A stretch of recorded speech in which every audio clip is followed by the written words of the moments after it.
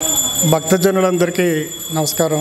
శ్రీ గురుదేవదత్త శ్రీ స్వామి సమర్థ మహారాజ్ కీ జై. శ్రీపాదరాజం శరణం ప్రపంచే. మేము ఈ ఆలయాన్ని ఇలా చూసి దర్శనం చేసుకుని వెళ్ళిపోదామనే సందర్భంలో మాకు ఇక్కడ రావడం, ఈ కార్యక్రమంలో పాల్గొనే అదృష్టాన్ని దత్తస్వామి కల్పించారనేటువంటి భావిస్తూ వచ్చి మొదటి రోజునే ఇక్కడి నుంచి మేము ఏదో మామూలుగా కూర్చుని విని వెళ్ళిపోదామని అనుకున్న వాళ్ళని వెళ్ళలేక ప్రతిరోజు రావాలనిపించేటువంటి విధంగా స్వామి దయో లేకపోతే గురువుగారి మహిమో మాకు తెలియదు. కానీ మా బావగారు అయినటువంటి అమృతేశ్వర గారు ఆయన కూడా ఇలాంటి దీంట్లో చాలా మంచి ప్రవేశం ఉన్న ఆయన విజయనగరం సెంట్రల్ ఎక్సైజ్లో సూపరింటెండెంట్గా వర్క్ చేశారు. ఆయన ఆ ఉత్సాహంతో ఏవో ఆయనకి పరిచయం ఉన్నటువంటి గజేంద్ర మోక్షంలో ఒక 2-3 పద్యాలు చెప్పి ఇక్కడ ఈ దేవుడికి ఆ రకమైన సేవతో గురువుగారు అనుమతితో చేద్దాం అనేటువంటి ఆకర్షణకి మేము అమ్మవారిని అడిగితే సత్యవాణి మేడం గారు సరే రేపు ఒకసారి గురువుగారి సమక్షంలో మీరు ఒక 5 నిమిషాలు 10 నిమిషాలు మీ ఇష్టం అది చేసి మాకు ప్రజెంట్ చేసి పెట్టండి అని అన్నారు. ఆ సేవా భాగంలో మేము మా బావగారిని గురువుగారి సమక్షంలో మేము ఇక్కడికి పిలిచి ఏవో 4 పద్యాలు ఆయన చేత చెప్పించి మీకు మేము అర్పిద్దాం అనేసి గురుదత్త రూపంలో మేము ఇక్కడికి రావడం అనేది జరిగింది. మాకు మీ ఆశీర్వాదాన్ని అందజేయవలసిందిగా మేము అర్థిస్తూ పూజ్యులు శ్రీ నూకల ప్రభాకర్ శర్మ గారికి పాదాభివందనతో నిజంగా ఆయన చెప్తూ ఉంటే ఆయన చెప్తున్న విశేషాలు వింటుంటే ఎంత ఆనందంగా ఉందంటే నేను మా బావగారు వచ్చి మాకు ఎంతో గొప్ప అవకాశం సదవకాశం కలిగిందని ఎంతో సంతోషపడుతున్నాం. నిజంగా మాకు ఎన్ని పనులున్నా సరే మనం ఎలాగైనా వాళ్ళు రావాలి, ఇక్కడ మన స్వామి వారు చెప్తున్న విషయాలను వినాలని ఎంతో సరదాపడి చాలా ఇది ఒక మంచి అవకాశం మాకు. నిజంగా ఈ ఆలయం చూడడమే చాలా గొప్ప అవకాశం. అనుకోకుండా మా గురువుగారు యొక్క మీ ప్రసంగం వినడం మాకు ఇంకా గొప్ప అవకాశం. నిజంగా నిన్నను మన పూజ్యశ్రీ గురువుగారు గజేంద్ర మోక్షం గురించి చెప్తుంటే నాకు గొప్ప ఇప్పటికీ కూడా ఏ పద్యం చదువుతున్నా చాలా ఆనందంగా ఉంటుంది. అందులో ఒక 4 పద్యాలు గురువుగారి సంవత్సరాలు చదివే అవకాశం గురుగారు మేడం గారు కల్పించారు. వారికి నా ధన్యవాదాలు. తప్పులు ఏమైనా ఉంటే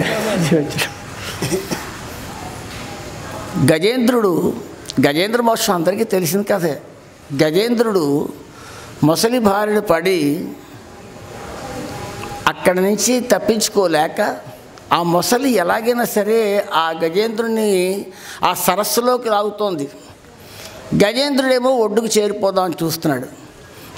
గజేంద్రుడికి ఏమి మొసలిని చంపాలని లేదు, మొసలికి మాత్రం చంపాలని, ఇతను మాత్రం ఎలాగో ఒడ్డుకు చేరిపోయిపోదామంది. అంటే ఎన్నో చెప్పారు సార్. 1000 సంవత్సరాలు పోరాడి శుష్కించి శల్యమైపోయి పూర్తిగా ఆ పోతన మహాకవి గారు నిజంగా ఏం వర్ణిస్తారంటే ఒక పద్యంలో ఊహకెలంగి జీవన పుటోలమునన్బడి పోరుచున్ మహామోహలతా నిబద్ధ పదమున్ విడిపించు కొనంగలేక సందేహము పొందు దేహి క్రియం దీన దశన్ గజముండే భీషణగ్రాహ దురంత దంత పరిఘట్టిత పాద ఖురాగ్రశల్యమై. నిజంగా వర్ణన మనం ఎలాగైతే ఈ జీవితంలో అనేక తప్పులు చేసి అనేక బాధలు పడి ఆర్థికంగా అప్పులు చేసి దాదాపు ఏదో జబ్బులు చేసి ఎలా పడిపోయి చిక్కి శల్యమైపోయి చివరికి ఎలా ఉంటే మన పరిస్థితి ఎలా ఉందో అటువంటి యొక్క మనిషిలాగా పూర్తిగా శల్యమైపోయి ఉండిపోయేట. ఊహకలంగి తన ఊహలన్నీ కూడా తారుమారైపోయి జీవన పుట్టోలమునంబడి ఈ జీవితంలో పడి జీవన పుట్టోలమునంబడి పోరుచున్. మనం అంతే జీవన పోరాటంలో మనం కూడా పోరుతున్నాం. గజం అంటే ఎవరో కాదు, మనమే. గజము అంటే మన లైఫే. అది మహామోహ లతా నిబద్ధ పదమున్ విడిపించు కొనంగలేక.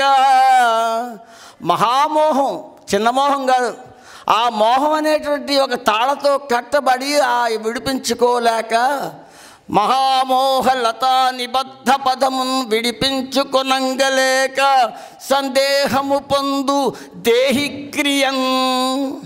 ఆ యొక్క మనిషిలా ఉందిట. దీనదశన్ గజముండే భీషణగ్రాహ దురంతదంత పరిఘట్టిత పాద ఖురాగ్రశల్యమై. ఆ భయంకరమైన మొసలి యొక్క కోరల్లో చిక్కి బయట పడలేక చేసినప్పుడు మనం తీర్చలాగా ఎప్పుడైతే ఎలాగైతే పడుంటామో అలాగా అంతలా ఉండిపోయిందని చెప్తాడు. ఆ పడిపోయినటువంటి అనుకుంటోంది ఇంక అయిపోయింది, నాకు ఇంకా పోరాడలేను. పృథుశక్తిన్ గజమాజలగ్రహముతో పెక్కేండ్లు పోరాడి సంశిథిలంబై తన లావు వైరి బలమున్ చింతించి మిథ్యా మనోరథము ఇంకేటికి దీని గెల్వ సరిపోరంజాల రాదంచు సంయధయై ఇట్లనే పూర్వ పుణ్యఫల దివ్య జ్ఞాన సంపత్తితో. పోతన గారి కవిత్వం ఇంకా వింటూ ఉంటే అంటే ఆ తెలుగులో ఉన్నటువంటి ఆయన భాష ఆఖరికి కూడా తన పూర్వజన్మలో చేసే పుణ్యఫలం వల్ల ఇంకా నేను దీన్ని గెలవలేనని తెలుసుకుంటా. మనం చూడండి ఎన్నో కష్టాలు పడి ఇంక మనం బయటపడలేము, కానీ గ్రహించింది ఇంక నేను దీన్ని బయటపడలేను, ఇంక నేను నాకు భగవంతుడే రక్షణ, నాకు భగవంతుడే రక్షిస్తాడనేటువంటి ఆవిడ అనుకునేటప్పుడు నానా అనేక పయోథముల్ వనములో నన్ను పెద్ద కాలంబు సన్మానింప.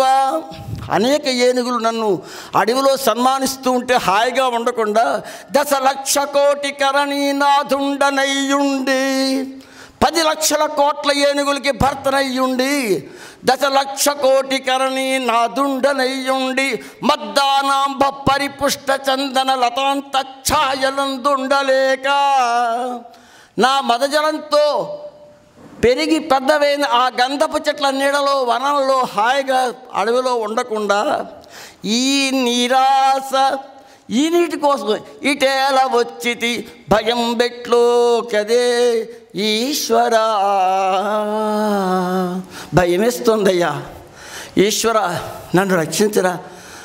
హాయిగా ఉండకుండా ఎందుకు వచ్చాను ఇక్కడికి, ఎందుకు వచ్చా నీరు తాగను, పోనీ తాగచ్చు కదా, తొండతో తాగచ్చు కదా, అందులో ఎందుకు దిగాను, హాయిగా ఉండకుండా అని చెప్పి అని బాధపడుతూ ఏ రూపంబున దీని గెలుతూ ఇక మీదే వేల్పు చింతింతు ఎవ్వారింజీరుదు ఎవ్వరడ్డమిక ఇవ్వారి ప్రచారోత్తమున్ వారింపం తగువారలెవ్వరిక లేరే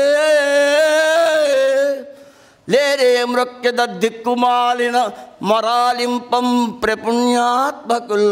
నాలాంటి దిక్కుమాలిన వాళ్ళకి ఎవరు దిక్కు, ఆ భగవంతుడే దిక్కు అని చెప్పి ఏడుస్తూ పాపం ఆ భగవంతుని అప్పుడు తలుచుకుని చెప్తోంది. పాపం ఏం చెప్తోందంటే, ఓ కమలాప్త, ఓ వరద, ఓ ప్రతిపక్ష విపక్ష దూరా కుయ్యో కవియోగి వంజ శరణాగత మరో అనోక మునీశ్వర మనోహర విమల ప్రభావ రావే కరుణింపవే తలపవే శరణార్థిని నన్నుగావవే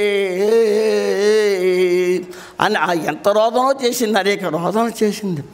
లావొక్కింతయు లేదు ధైర్యము విలోలంబయ్యే ప్రాణంబులను ఠావుల్ దెప్పెను మూర్ఛ వచ్చే తనువుడస్సెన్ శ్రమంబయ్యడన్ నీవే తప్ప ఇతప్పరం బెరుగా మన్నింపం తగుందీను రావే ఈశ్వర కావవే వరద సంరక్షింపు భద్రాత్మక. శ్రీ మహావిష్ణువు వచ్చి అంటే విష్ణుమూర్తి ఎందుకు వచ్చాడో చిన్న ఉంది, నిన్న మన గురుగా చెప్పారు. విశ్వమయత లేక వినియు ఊరుకుండిరి అంబుజాసనాదులడ్డు పడక. ఈ బ్రహ్మ వాళ్ళు కూడా రక్షిద్దాన్ని బయలుదేరారు, కానీ వాళ్ళకి విశ్వవ్యాప్తంగా విశ్వాన్నంతా వ్యాపించే లక్షణం లేదు.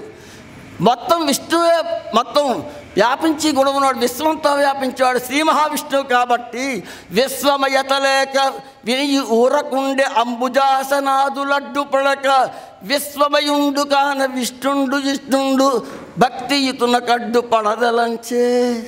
అంతా వ్యాపించినవాడు కాబట్టి ఆ విష్ణు ఒక్కడే బయలుదేరేట. ఎందుకు శ్రీకృష్ణుడు ఆ విష్ణుమూర్తి రావాలా, ఇంతోటి మొసలు చంపడానికంటే ఆ మహానుభావుడు వచ్చాడంతే విశ్వమంతా వ్యాపించినవాడు. ఇందుగలడందు లేడని సందేహము లేదు, చక్రి సర్వోపగతుండి ఎందెందు వెతికి చూచిన అందందే గలడు దానవాగ్రని వింటే అని ప్రహ్లాదుడు చెప్తాడు. అలాగే కాబట్టి వచ్చి ఆ యొక్క గజరాజుని రక్షించి గజరాజుకి మోక్షం ఇచ్చి అది చేశాడు. ఈ అవకాశం ఇచ్చినటువంటి మీ అందరికీ, ఎందుకంటే మన స్వామివారి ప్రవచన మాధుర్యంలో ప్రవచనామృతం మనంతా కూడా తీసుకోవాలని చెప్పేసి ఏదో చిన్న అవకాశం ఇచ్చినందుకు నాకు ఎంతో సంతోషంగా ఉంది. ధన్యవాదాలు. ఒక్క విషయం ఏంటంటే, నిన్న మీకు చెప్పాను అందరికీ, ఎక్కడ రామకథ నడిస్తే అక్కడ ఆంజనేయుడు ఉంటాడు, ఎక్కడ దత్తకథ నడిస్తే అక్కడ అందరూ ఉంటారు. సూక్ష్మ రూపంలో సకల దేవతలు, సకల అవధూతలు, యోగులు, ఋషులు అందరూ, ముఖ్యంగా యోగులు, అవధూతలు అందరూ కూడా ఈ ప్రాంగణానికి వస్తారు, వాళ్ళు ఉంటారు. చూడగలిగే కళ్ళు ఉంటే అందరూ కనబడతారు. అది విశేషం. ఎందుకంటే దత్త చరిత్ర ఎక్కడ చెప్పినా కూడా ఆనందంగానే ఉంటుంది. ఆ మనస్సు అద్భుతమైనటువంటి అలౌకికమైన ఆనందానికి లోనవుతూ ఉంటుంది దత్త చరిత్ర వింటూ ఉంటే. అందువల్ల రామకథ ఆంజనేయ స్వామి ఎలా కదిలించి ఆయన కట్టిపడేస్తుందో, దత్తకథ అందరి యోగుల్ని కూడా కట్టిపడేస్తుంది. కాబట్టి మీకు చెప్తూ ప్రత్యక్షంగా పరోక్షంగా అనేక మంది అవధూతలు, యోగులు, ఋషీశ్వరులు వీళ్ళందరికీ కూడా ఈ కథ నా ద్వారా స్వామి వాక్కుని అందించడం జరుగుతోంది. మనం ఈ దత్తలీలా తరంగిణి, దత్తాత్రేయ దివ్యలీలా తరంగిణి అనేటువంటి శీర్షికలో శ్రీదత్త వైభవాన్ని ఇవాళ 3వ రోజు 3వ ఉపన్యాసంలో అడుగుపెట్టాం. ఇప్పటివరకు దత్తాత్రేయ స్వామి పూర్ణ పరబ్రహ్మతత్వం అనేటువంటి విషయాన్ని ప్రామాణికంగా రుజువు చేసుకుంటూ, ఆయన యొక్క రూపలావణ్యాలు ఎలా ఉంటాయి, ఆయన ఎక్కడ ఉంటాడు, ఏమిటి వ్యవహారాలన్నీ కూడా నిన్న మొన్న తెలుసుకోవడం జరిగింది.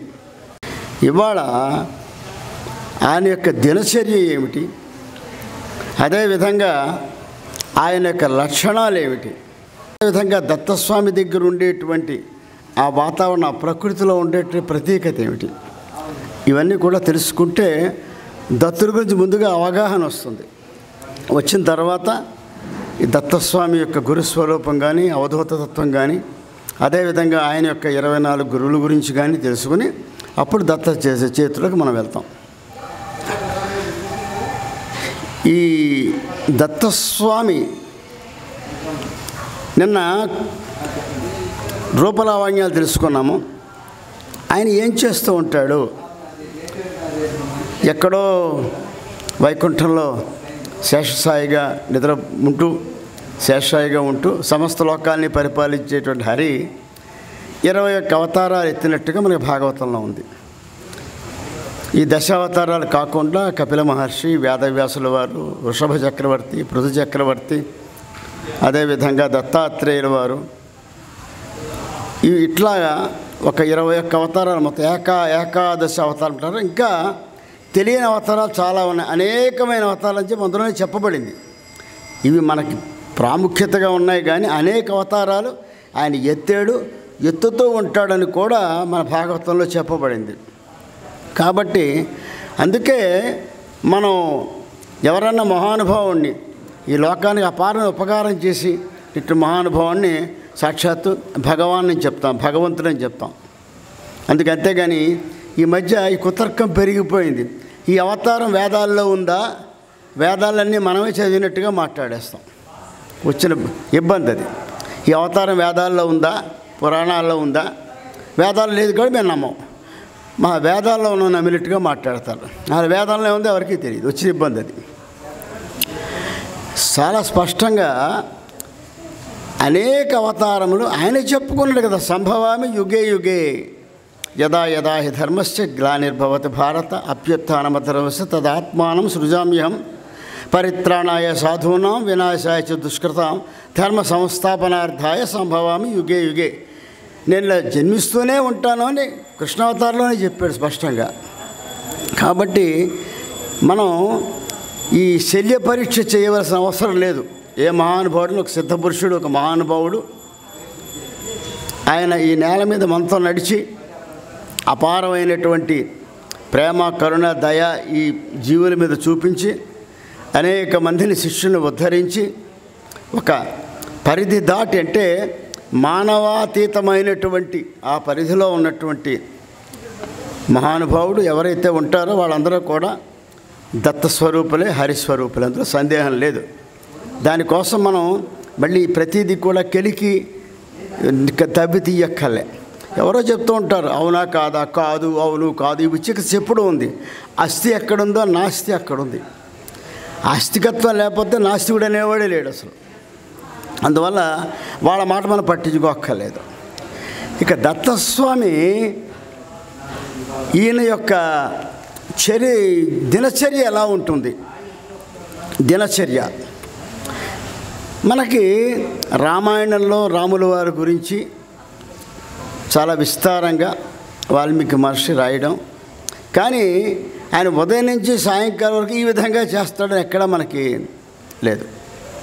అలాగే శ్రీకృష్ణ పరమాత్మ గురించి కూడా పూజ్యులు గురుదేవులు కందుకూరు శివానందమూర్తి గారు వారి శ్రీకృష్ణ అనేటువంటి పుస్తకంలో భాగవతం నుంచి భాగంగా తీసి రాసినట్టుగా చెప్తున్నట్టు ఆ పుస్తకంలో శ్రీకృష్ణ స్వామి దినచర్యని కొద్దిగా వర్ణించడం జరిగింది.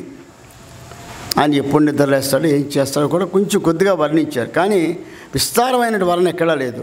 కానీ దత్తస్వామికి విస్తారమైనటువంటి దినచర్య ఉంది. ప్రతిదినం అదే చేస్తాడు ఆయన. దత్తస్వామి ఏమిటండి, ఈయన ఏం చేస్తాడండి? సహ్యాద్రి పర్వతం మీద నిద్రలేస్తాడు ఆయన. ఎక్కడుంది సహ్యాద్రి?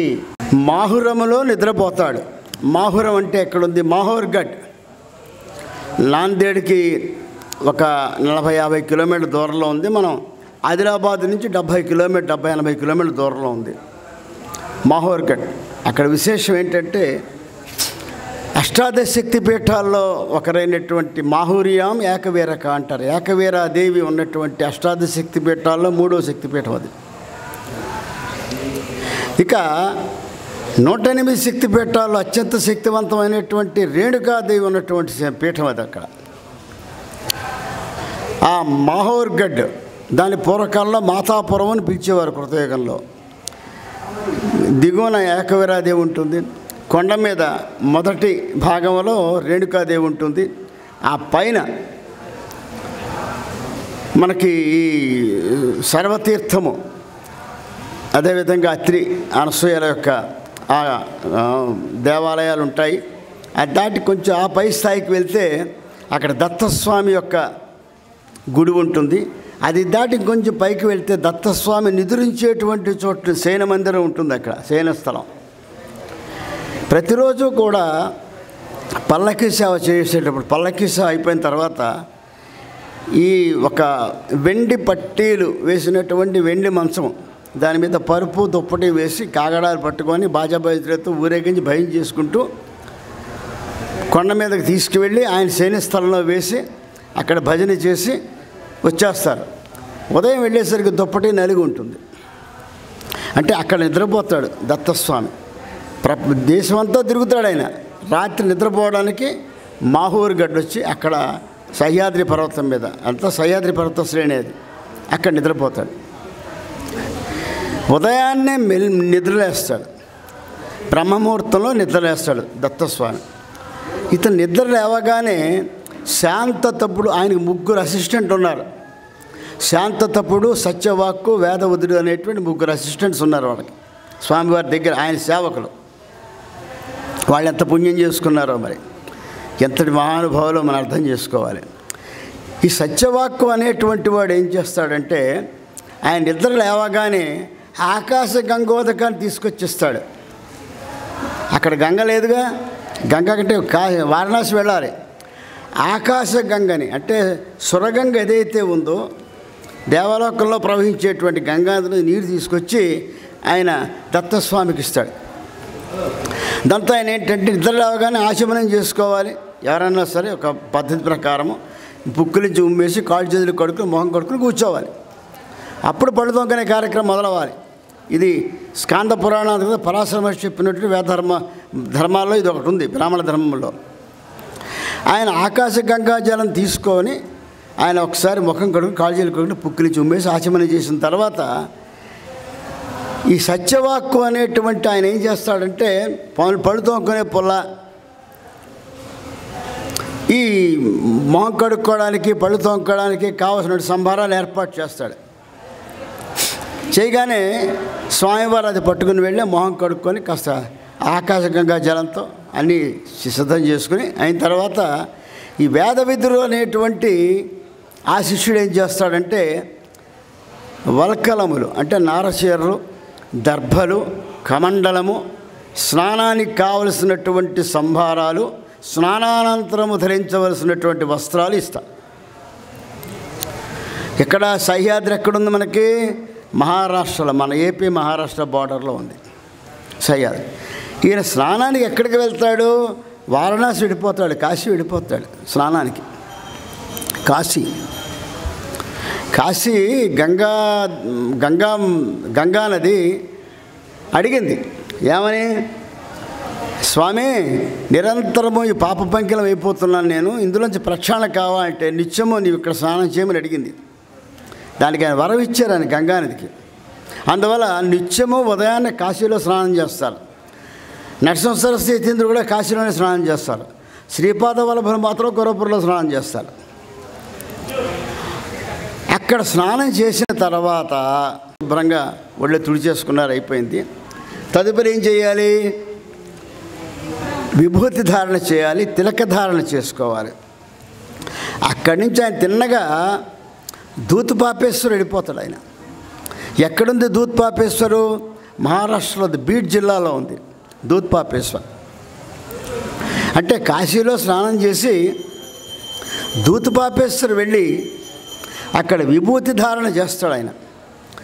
ఇప్పటికే దూత్పాపేశ్వర్లో అలా ఆ నిరంతరం కూడా అక్కడ దూత్పాపేశ్వర లింగం ఉంటుంది, పైన విభూతి రాలుతూ ఉంటుంది పైనుంచి. మనకి ట్రావెల్ విత్ శ్రీపాద అనేటువంటి ఆ వెబ్సైట్లోకి వెళ్తే, యూట్యూబ్లోకి వెళ్తే అందులో మనకి ఇవన్నీ వస్తాయి. అక్కడి తెల్లగా పండరీపురం వచ్చేస్తాడు బొట్టు పెట్టుకోవడానికి. ఆయన పండరీపురంలో బొట్టు పెట్టుకుంటాడు మహారాష్ట్రలో. బొట్టు పెట్టుకున్న తర్వాత ఆచమనం చేసి సంధ్యావందనం చేసుకోవాలి. ఆయన కురుక్షేత్రం వెళ్తాడు, అక్కడ ఆచమనం చేసుకుంటాడు. చేసి ఎక్కడ కురుక్షేత్రము? హర్యానాలో ఉంది. అక్కడ కురుక్షేత్రంలో ఆచమనం చేసుకొని కేదార్నాథ్ వెళ్ళిపోతాడు ఆయన. అక్కడ సంధ్యావందనం చేసుకుంటాడు. ఎందుకు? మొట్టమొదటి తొలి కిరణాలు అక్కడ పడతాయి తెల్లవారుజాము 4 గంటలకి కేదార్నాథ్లో. అక్కడ నేను ఒక వింత అద్భుతాన్ని నేను అక్కడ కేదార్నాథ్లో చూడడం జరిగింది. తెల్లవారుజాము 4 గంటలకి కేదార్నాథ్ చార్ధామ్ యాత్రకి 2006లో మేము వెళ్ళినప్పుడు 4 స్నానం చెప్పి వాడు ఇచ్చాడు. ఆ నీళ్ళు ఐస్ నీళ్ళు అలాగే పోసేసుకున్నాము. గోవా వెళ్ళాము, అక్కడ ఒక పండిట్జీని పట్టుకున్నాము. వాడు 400 అడిగాడు, ఇచ్చాము. అభిషేకం టికెట్ ఏవో తీసాడు, వాడే వెంటబడ్డాడు. లైన్లో క్యూలో నిల్చున్నాము. తొలి కిరణాలు పడుతున్నాయి అక్కడ. ఇంకా మంచి చాలా అద్భుతంగా ఉంటుంది చూడడానికి. బంగారు రంగులో మెరిసిపోతూ ఉంటాయి హిమాలయాలు. ఆ సమయంలో నేను అలా చూస్తే ఇలా 2 కొండల మధ్యలో ఒక 3వ కొండ ఉంటుంది, త్రికుటములు. మధ్యలో ఉన్న కొండ మీద చిట్ట చివరన జ్యోతి స్వరూపం దర్శనమిచ్చింది నాకు.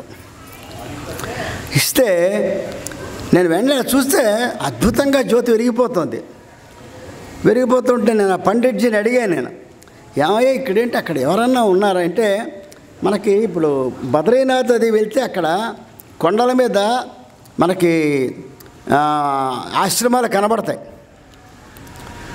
అక్కడ సాధుపంగులు సత్పురుషులు కొన్ని వేల సంవత్సరాల నుంచి ఉన్నవాళ్ళు ఉన్నారు. అక్కడ వాడు కింద దిగి వస్తూ ఉంటారు, ఇక్కడ తప్తకుండలో స్నానం చేసి వెళ్తూ ఉంటారు. మానవులతో సంబంధాలు ఉన్నాయి వాళ్ళకి. అట్లాగే అక్కడికనే ఉన్నారా అని అడిగా. మీ ఏమన్నాడు? అక్కడ జ్యోతి కనిపించి నాకు వెలుగుతూను అన్నాను. వెంటనే దండం పెట్టాడు. దండం పెట్టి అమ్మవారు మాత్రమే జ్యోతి స్వరూపంలో కనబడుతుంటుందండి ఇక్కడ, మీరు అదృష్టవంతులండి అని చెప్పాడు. ఆవిడ కూడా చూసింది. ఆవిడ కూడా చూపించాను. తర్వాత మళ్ళీ ఎవరికి కనబడలే. అది మేరు పర్వతం. సుమేరు పర్వతం ఎక్కడుంది అంటే కేదార్నాథ్లో ఉండేటువంటి ఆ మధ్యన ఉండేటువంటి పర్వతం సుమేరు, మేరు పర్వతం. అది ఈ సమస్త విశ్వానికి సెంటర్ పాయింట్. అది మేరు శృంగం మీద అమ్మవారు విహరిస్తూ ఉంటుంది. అది నా కళతో నేను చూసిన ప్రత్యక్ష సాక్ష్యం. అది అక్కడ ఈయన సంధ్యావందనం చేస్తాడు. ఏమీ లేకపోతే ఎందుకు అక్కడ సంధ్యావందనం చేస్తాడు ఆయన? దత్తస్వామి అంటే సాక్షాత్ అమ్మవారి దగ్గరే సంధ్యావందనం చేస్తాడు ఆయన. సంధ్యావందనం అయిపోయింది. అయిపోయిన తర్వాత జపం చేసుకోవాలి. మళ్ళీ జపం ఎక్కడ చేస్తాడు? అక్కడ తిన్నగా కొల్లాపూర్ వచ్చేస్తాడు. కొల్లాపూర్ మహాలక్ష్మి అమ్మవారు స్వయంభూ మహాశక్తి స్వరూపిణి. అక్కడ దత్తస్వామి గుడి ఉంది మనకి. అక్కడ కూర్చొని సంధ్యావందనం చేసుకుంటాడు ఆయన. నా అదృష్టం ఏమిటంటే అలభయోగాలు చాలా ఉన్నాయి నాకు. ఏమిటంటే మహాలక్ష్మి కొల్హాపూర్ మహాలక్ష్మి అమ్మవారికి నా చేతితో నేను స్వయంగా అభిషేకం చేసుకొని మూల విరాట్కి అలంకరణ పూర్తయిన తర్వాత ఆ గర్భగృహంలో అమ్మవారి దర్శనం చేసుకొని బయటకు వచ్చాను. ఇది నాకు పట్టినటువంటి అదృష్టం, అపూర్వమైన అదృష్టం. అది ఇప్పుడు లేదు, ఆ పరిస్థితి ఎవరికీ లేదు. ఆ రోజున మరి ఎందుకో వాళ్ళు నన్ను లోపలికి తీసుకెళ్ళారు. అభిషేకం అంతా నా చేతితో స్వయంగా నేను చేసుకొని నేను అలంకారం కూడా అయ్యేవరకు అక్కడే ఉండి అలంకారం అయిన తర్వాత అమ్మవారిగా తెరతీయగానే దర్శనం చేసుకొని నేను బయటకు వచ్చాను. అక్కడ దత్తస్వామి జపం చేసుకుంటాడు. కొల్హాపురి జపాధర జపం అంతా అయిపోతుంది. అయిపోయిన తర్వాత ఇక భిక్ష చేసుకోవాలి. భిక్ష ఎక్కడ చేస్తాడు ఈ భిక్ష? మాహూరి వచ్చేస్తాడు. మాహూర్గడ్ వచ్చేసి రేణుకామాత దగ్గర భిక్ష చేసుకుంటాడు అని ఒక చోట ఉంది. మాహురిహర భిక్షాసి అని ఉంది. కానీ జరిగేది ఏమిటంటే మనకి ప్రామాణికంగా ఇచ్చినటువంటి దత్తస్వామికి సంబంధించిన దినచర్యలు ఏముందంటే కొల్హాపురం అమ్మవారే భిక్ష వేస్తుంది ఆయన కోసం వండి అని చెప్పేసి మనకి గడ్డియప్పాడి విద్యాసాగర శర్మ గారు రాసినటువంటి దత్తాత్రేయ సర్వస్వంలో కానీ అదేవిధంగా దత్తకల్పంలో కానీ చాలా స్పష్టంగా చెప్పబడింది. మనకి కొల్హాపురి భిక్షాసి అని కాకుండా మాహురి భిక్షాసి అనేది కేవలం ఉదయామల తంత్రంలో మాత్రమే ఉంది, ఇంకెక్కడా లేదు. అందులో పూర్తి దినచర్య లేదు. కాబట్టి నేను ప్రామాణికంగా విద్యాసాగర శర్మ గారిదే నేను తీసుకుంటాను. తీసుకున్నట్లయితే కొల్హాపూర్లో భిక్ష చేస్తాడు ఆయన. కొల్హాపూర్లో భిక్ష చేసిన తర్వాత అది తీసుకుని తినాలంటే ఎక్కడికి వెళ్తాడు ఆయన? పాంచాలేశ్వరం వెళ్తాడు భోజనం చేయడానికి. ఇది ఎక్కడుంది? మహారాష్ట్రలో ఉంది. అది మహారాష్ట్రలో దూద్పాపేశ్వరం అనేది మహారాష్ట్రలో ఉన్నటువంటి గోవా సరిహద్దుల్లో ఉంటే పాంచాలేశ్వర బీడ్ జిల్లాలో ఉంది. పాంచాలేశ్వరం వెళ్ళి ఆయన అక్కడ భోజనం చేసి భోజనం అయిపోయిన తర్వాత మంచినీళ్ళు తాగాలి. తినగానే తాగాలి కదా. మన కర్నూలు వస్తాడు, తుంగభద్రా నదిలో మంచినీళ్ళు తాగడానికి ఆయన. కర్నూలులో తుంగభద్రా నదిలో అక్కడ కర్నూలులో కూడా దత్త దేవాలయం ఉంది. అక్కడ మంచినీళ్ళు తాగిన తర్వాత తాంబూలం వేసుకోవాలి. రాక్షస బీడు వెళ్ళిపోతాడు, రాక్షస భవన్. అది ఎక్కడుంది? పాంచాలేశ్వరి దగ్గరలోనే ఉంది, 5 కిలోమీటర్ల దూరంలో ఉంది రాక్షస భవన్. అంటే అక్కడ భోజనం చేసి కర్నూలు వచ్చి తుంగభద్రలో జలపానం చేసి మళ్ళీ రాక్షస భవన్ వెళ్ళి అక్కడ తాంబూలం వేసుకుంటాడు. అయిపోయింది. భోజనం చేయగానే చిన్న కునుకు ఖాయం, మనకే దేవుళ్ళకి కూడా తప్పదు. ఇది చిన్న కునుకు తీయాలి కదా. తిన్నగా గిర్నార్ వెళ్ళిపోతాడు ఆయన. ఎక్కడుంది గిర్నారు? గుజరాత్ జునాగఢ్ దగ్గర ఉంది. జునాగఢ్లో 10,000 మెట్లు ఎక్కాలి. నా అదృష్టం 2019లో జునాగఢ్ వెళ్ళి గిర్నార్ దర్శనం చేసుకు వచ్చాను నేను. ఆ గిర్నార్ వెళ్ళినప్పుడే చాలా విచిత్రాలు చాలా ఉన్నాయి గిర్నార్ యాత్రలో. గిర్నారు మంచి ఫిబ్రవరి నెలలో, నాకు 65 ఏళ్ళు అప్పుడు. సరే వెళ్ళాము. నేను ఒక్కడనే మిగిలాను ఫైనల్గా. ఎక్కడ? అంబాజోగ్ దగ్గర. అక్కడి నుంచి ఇంకా 5,000 మెట్లు ఎక్కాలి. మధ్యాహ్నం 3:20 అయింది. వెళ్ళినా మా అన్న ఒక్కడనే ఉన్నాను. నాతో వచ్చిన ముందు వెళ్ళిపోయారు. నరసంచారం లేదు. ఇంకా ఏం చెయ్యాలి? వెళ్ళినా మా అన్న, అదేమో లయన్ రిజర్వ్, అది ఏం చెయ్యాలి? సరే ఇంక ఇందాక వచ్చాం. ఉండాలంటే ఎక్కడ ఉండాలో తెలియదు. దిగాలంటే మళ్ళీ 5,000 మెట్లు కింద దిగాలి. సరే చూద్దాం, దత్తుడే కదా ఆయనే చూసుకుంటాడని చెప్పి ధైర్యం చేసి నేను మాకు పిల్లలు చెప్పారు అక్కడ, కాకా ఇక్కడ దాకా వచ్చి వెళ్ళిపోని చెప్పారు. ఎదురుకుండా గోరక్షనాథ్ యొక్క టెంపుల్ కనబడుతుంది. అదే అన్నాను, కాదు అక్కడికి మళ్ళీ 2000 మెట్లు ఎక్కాలి, దాని అవతల పర్వతం అందులో అక్కడ ఉంటాడు దత్తుడని చెప్పారు. సరే దిగా వెళ్ళా, గోరక్షనాథ్కి వెళ్ళాను. అక్కడి నుంచి అలాగా మొత్తం మీద వెళ్ళి ఆ పైన దర్శనం చేసుకున్నాను. కిందకు వచ్చి ఆ రాత్రి గిర్నార్ కమండలాశ్రమంలో నిద్ర చేసుకున్నాను. జ్యోతి స్వరూపంలో ఉంటే దత్తుడు దర్శనం చేసుకున్నాను. మళ్ళీ ఉదయాన్నే 4 గంటలకు లేచి వెళ్ళి మళ్ళీ దర్శనం చేసుకొచ్చి వాళ్ళు పెట్టు సాంబార్ను తినేసి కిందకు వచ్చాం.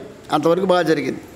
చిత్రం ఏంటంటే మొత్తం 5000 మెట్లు 3:30కి బయలుదేరిన వాడిని, 3 గంటలకు బయలుదేరిన వాడిని 4:30 కల్లా దత్తస్వామి దివ్య పాదాల దగ్గర ఉన్నాను నేను. అక్కడ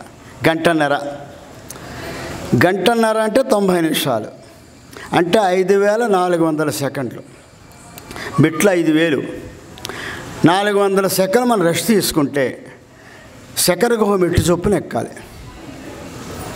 అన్నీ 9 అంగుళాలు ఖచ్చితమైన హైట్లో స్పష్టంగా క్యాలిక్యులేటెడ్గా తయారు చేసిన మెట్లు, రాతి మెట్లు. 2 అడుగులు వెడల్పు, 9 అంగుళాల ఎత్తు, అన్నీ అంతే. స్టీప్, మళ్ళీ స్టీప్. మానవ మాతృడైతే సెకండ్కి ఒక మెట్టు చొప్పున ఎక్కి గంటన్నరలో 5000 మెట్లు ఎక్కలేడు, దిగలేడు. మధ్యలో ఆయాసం ఉంటుంది, గుండె దరదలాడిపోతుంది, బీపీ రేజ్ అవుతుంది, హార్ట్ బీట్ పెరిగిపోతుంది, అన్నీ ఉంటాయి. ఎక్కడ తీసుకుంటూ వెళ్ళాల్సిందే. ఎలా జరిగింది నాకే అర్థం కాదు. 9996 మెట్లు ఎక్కా. ఇంకా 4 మెట్లు ఉన్నాయి అక్కడ సెక్యూరిటీ గార్డు కూర్చున్నాడు. పూజారి తప్ప ఎవరు లేరు, ఇంకా నిర్మానుష్యుడు ఎవరు లేరు, నేనే. మధ్యలో ఒక ముసలావిడ, ఒక పెద్ద ఆవిడ, చక్క ఆవిడ వస్తూ, నాన్న గిరినార్ వెళ్తున్నావా అని అడిగి హిందీలో. అవునమ్మా గిరినారి చూడడానికి వెళ్తున్నాను. మంచిది నాన్న, మంచిదని చెప్పి అది ఉంచేసి వెళ్ళిపోయింది. బైక్ వెళ్ళా, కాకా ఆవోనా అంటే ఏ ఆవోనన్నా, మొక్క కాళ్ళన్నీ లాగేస్తే పట్టేస్తున్నాయని చెప్పి అన్నాను. మొత్తం మీద 4 మెట్లు అతి కష్టం మీద ఎక్కి హాయిగా అక్కడ సాష్ట నమస్కారం చేసి పడుకుని ఉండిపోయా 10 నిమిషాల పాటు. చల్లగా ఉంది, హాయిగా ఉంది, ప్రశాంతంగా ఒళ్ళంతా సెట్ అయింది. దర్శనం చేసుకున్నాను. ఆ వెనక్కి తిరగలిన శంకరాచార్యులు వారు ఉంటారు, ఆదిశంకర్ల యొక్క విగ్రహం చెక్కు ఉంటుంది అందులో. చూసుకుని అక్కడ చీలే మహారాజ్ వారి పటం కూడా ఉంది. నేను చెప్పాను వాళ్ళకి, ఈ చీలే మహారాజ్ గారు అంటే వాళ్ళకి తెలియదు ఆయన ఎవరు. అక్కడ ఫోటో పెట్టారు, దత్తస్వరూపుడు ఆయన, అయోనిజుడు. ఆయన గురించి చెప్పాను. మళ్ళీ వాళ్ళ ఆశ్రమంలో ఉన్నాను. మన్నాడు మార్నింగ్ ఆ పూజారితో కలిసి వెళ్ళాను. చక్కగా దర్శనం చేసుకున్నాను, హారతి చూసుకున్నాను, వచ్చేసాను. వస్తూ ఉంటే ఇంటికి వచ్చాను. అయిపోయిన తర్వాత ఒక 2 నెలలు పోయిన తర్వాత ఒక అవధూత ఫోన్ చేశాడు నాకు. చేసి, నాన్న ఏంటి నువ్వు గిర్నార్ వెళ్ళావా అన్నాడు. అవునన్నా. గిర్నార్ వెళ్ళినప్పుడు వచ్చేటప్పుడు ఒక 3 వ్యక్తులు నిన్ను పలకరించారు, గుర్తుందా అని అడిగాడు. అంటే నాకు గుర్తులేదు అది. సరే ఆలోచిస్తూ అంటే అవును గుర్తొచ్చింది. రిటర్న్ వచ్చేటప్పుడు గోరఖనాథ్ టెంపుల్ దగ్గరికి వచ్చేసరికి ఓ 3 కూర్చున్నారు అక్కడ. ఎదురుకుండా బల్ల ఉంటుంది చిన్న, ఒక వెళ్ళామంటే మీకు అర్థమవుతుంది. ఒక చిన్న తాటాకు పాకేసుకుని ఒక బల్ల ఉంటుంది, ఆ బల్ల మీద కూర్చున్నారు. దానికి రెస్ట్ తీసుకుంటారు అక్కడ. లేదా అక్కడ షాప్ పెట్టినవాడు ఎవరైనా ఉన్నట్లయితే కాస్త సోడా తీస్తాడు.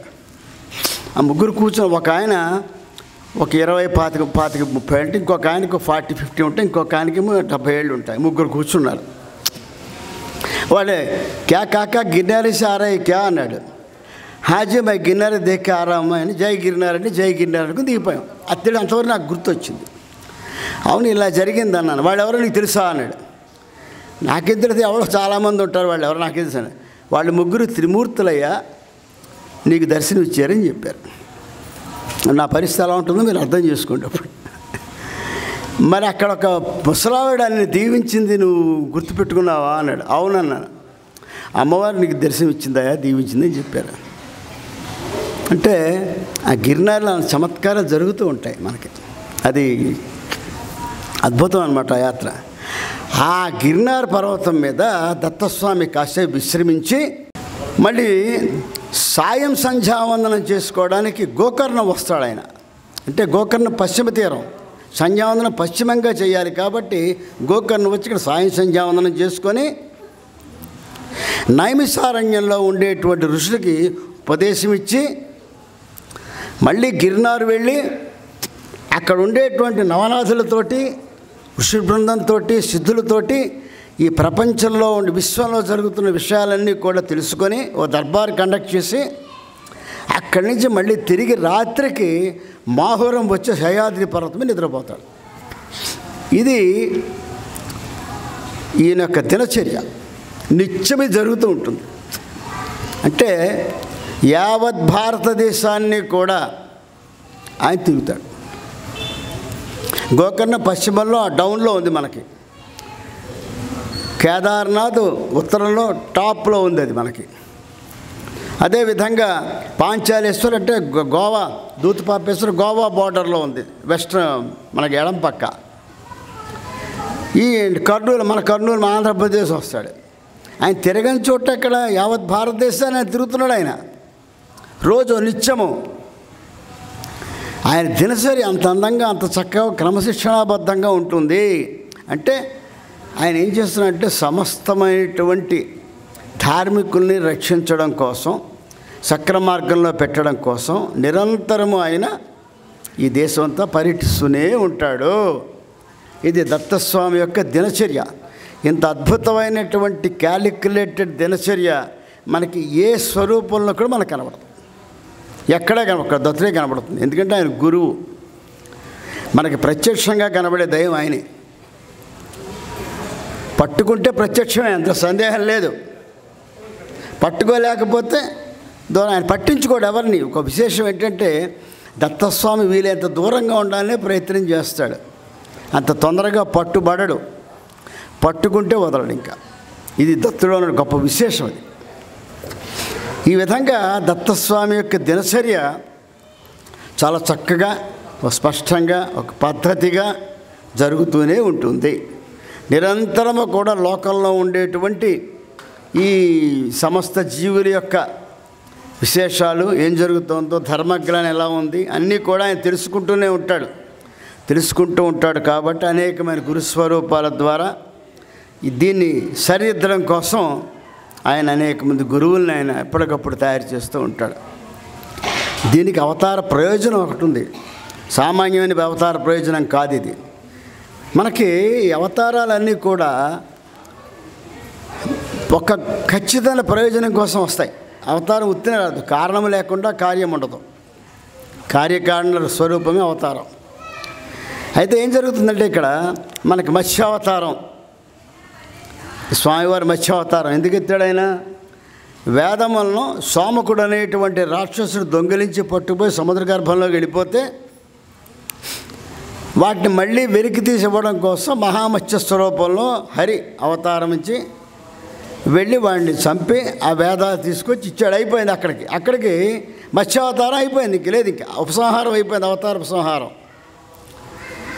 క్షీరసాగర మథనం చేస్తున్నప్పుడు మంథర పర్వతం కృంగిపోతూ ఉంటే దాన్ని సరిగ్గా నిలబెట్టడం కోసం కూర్మావతారం ఎత్తాడు. మహాకూర్మ, ఆదికూర్మం తన డెప్ప మీద మంథర పర్వతాన్ని మోస్తే తద్వారా అమృతము, మహాలక్ష్మి, హాలాహలం అన్నీ వచ్చాయి.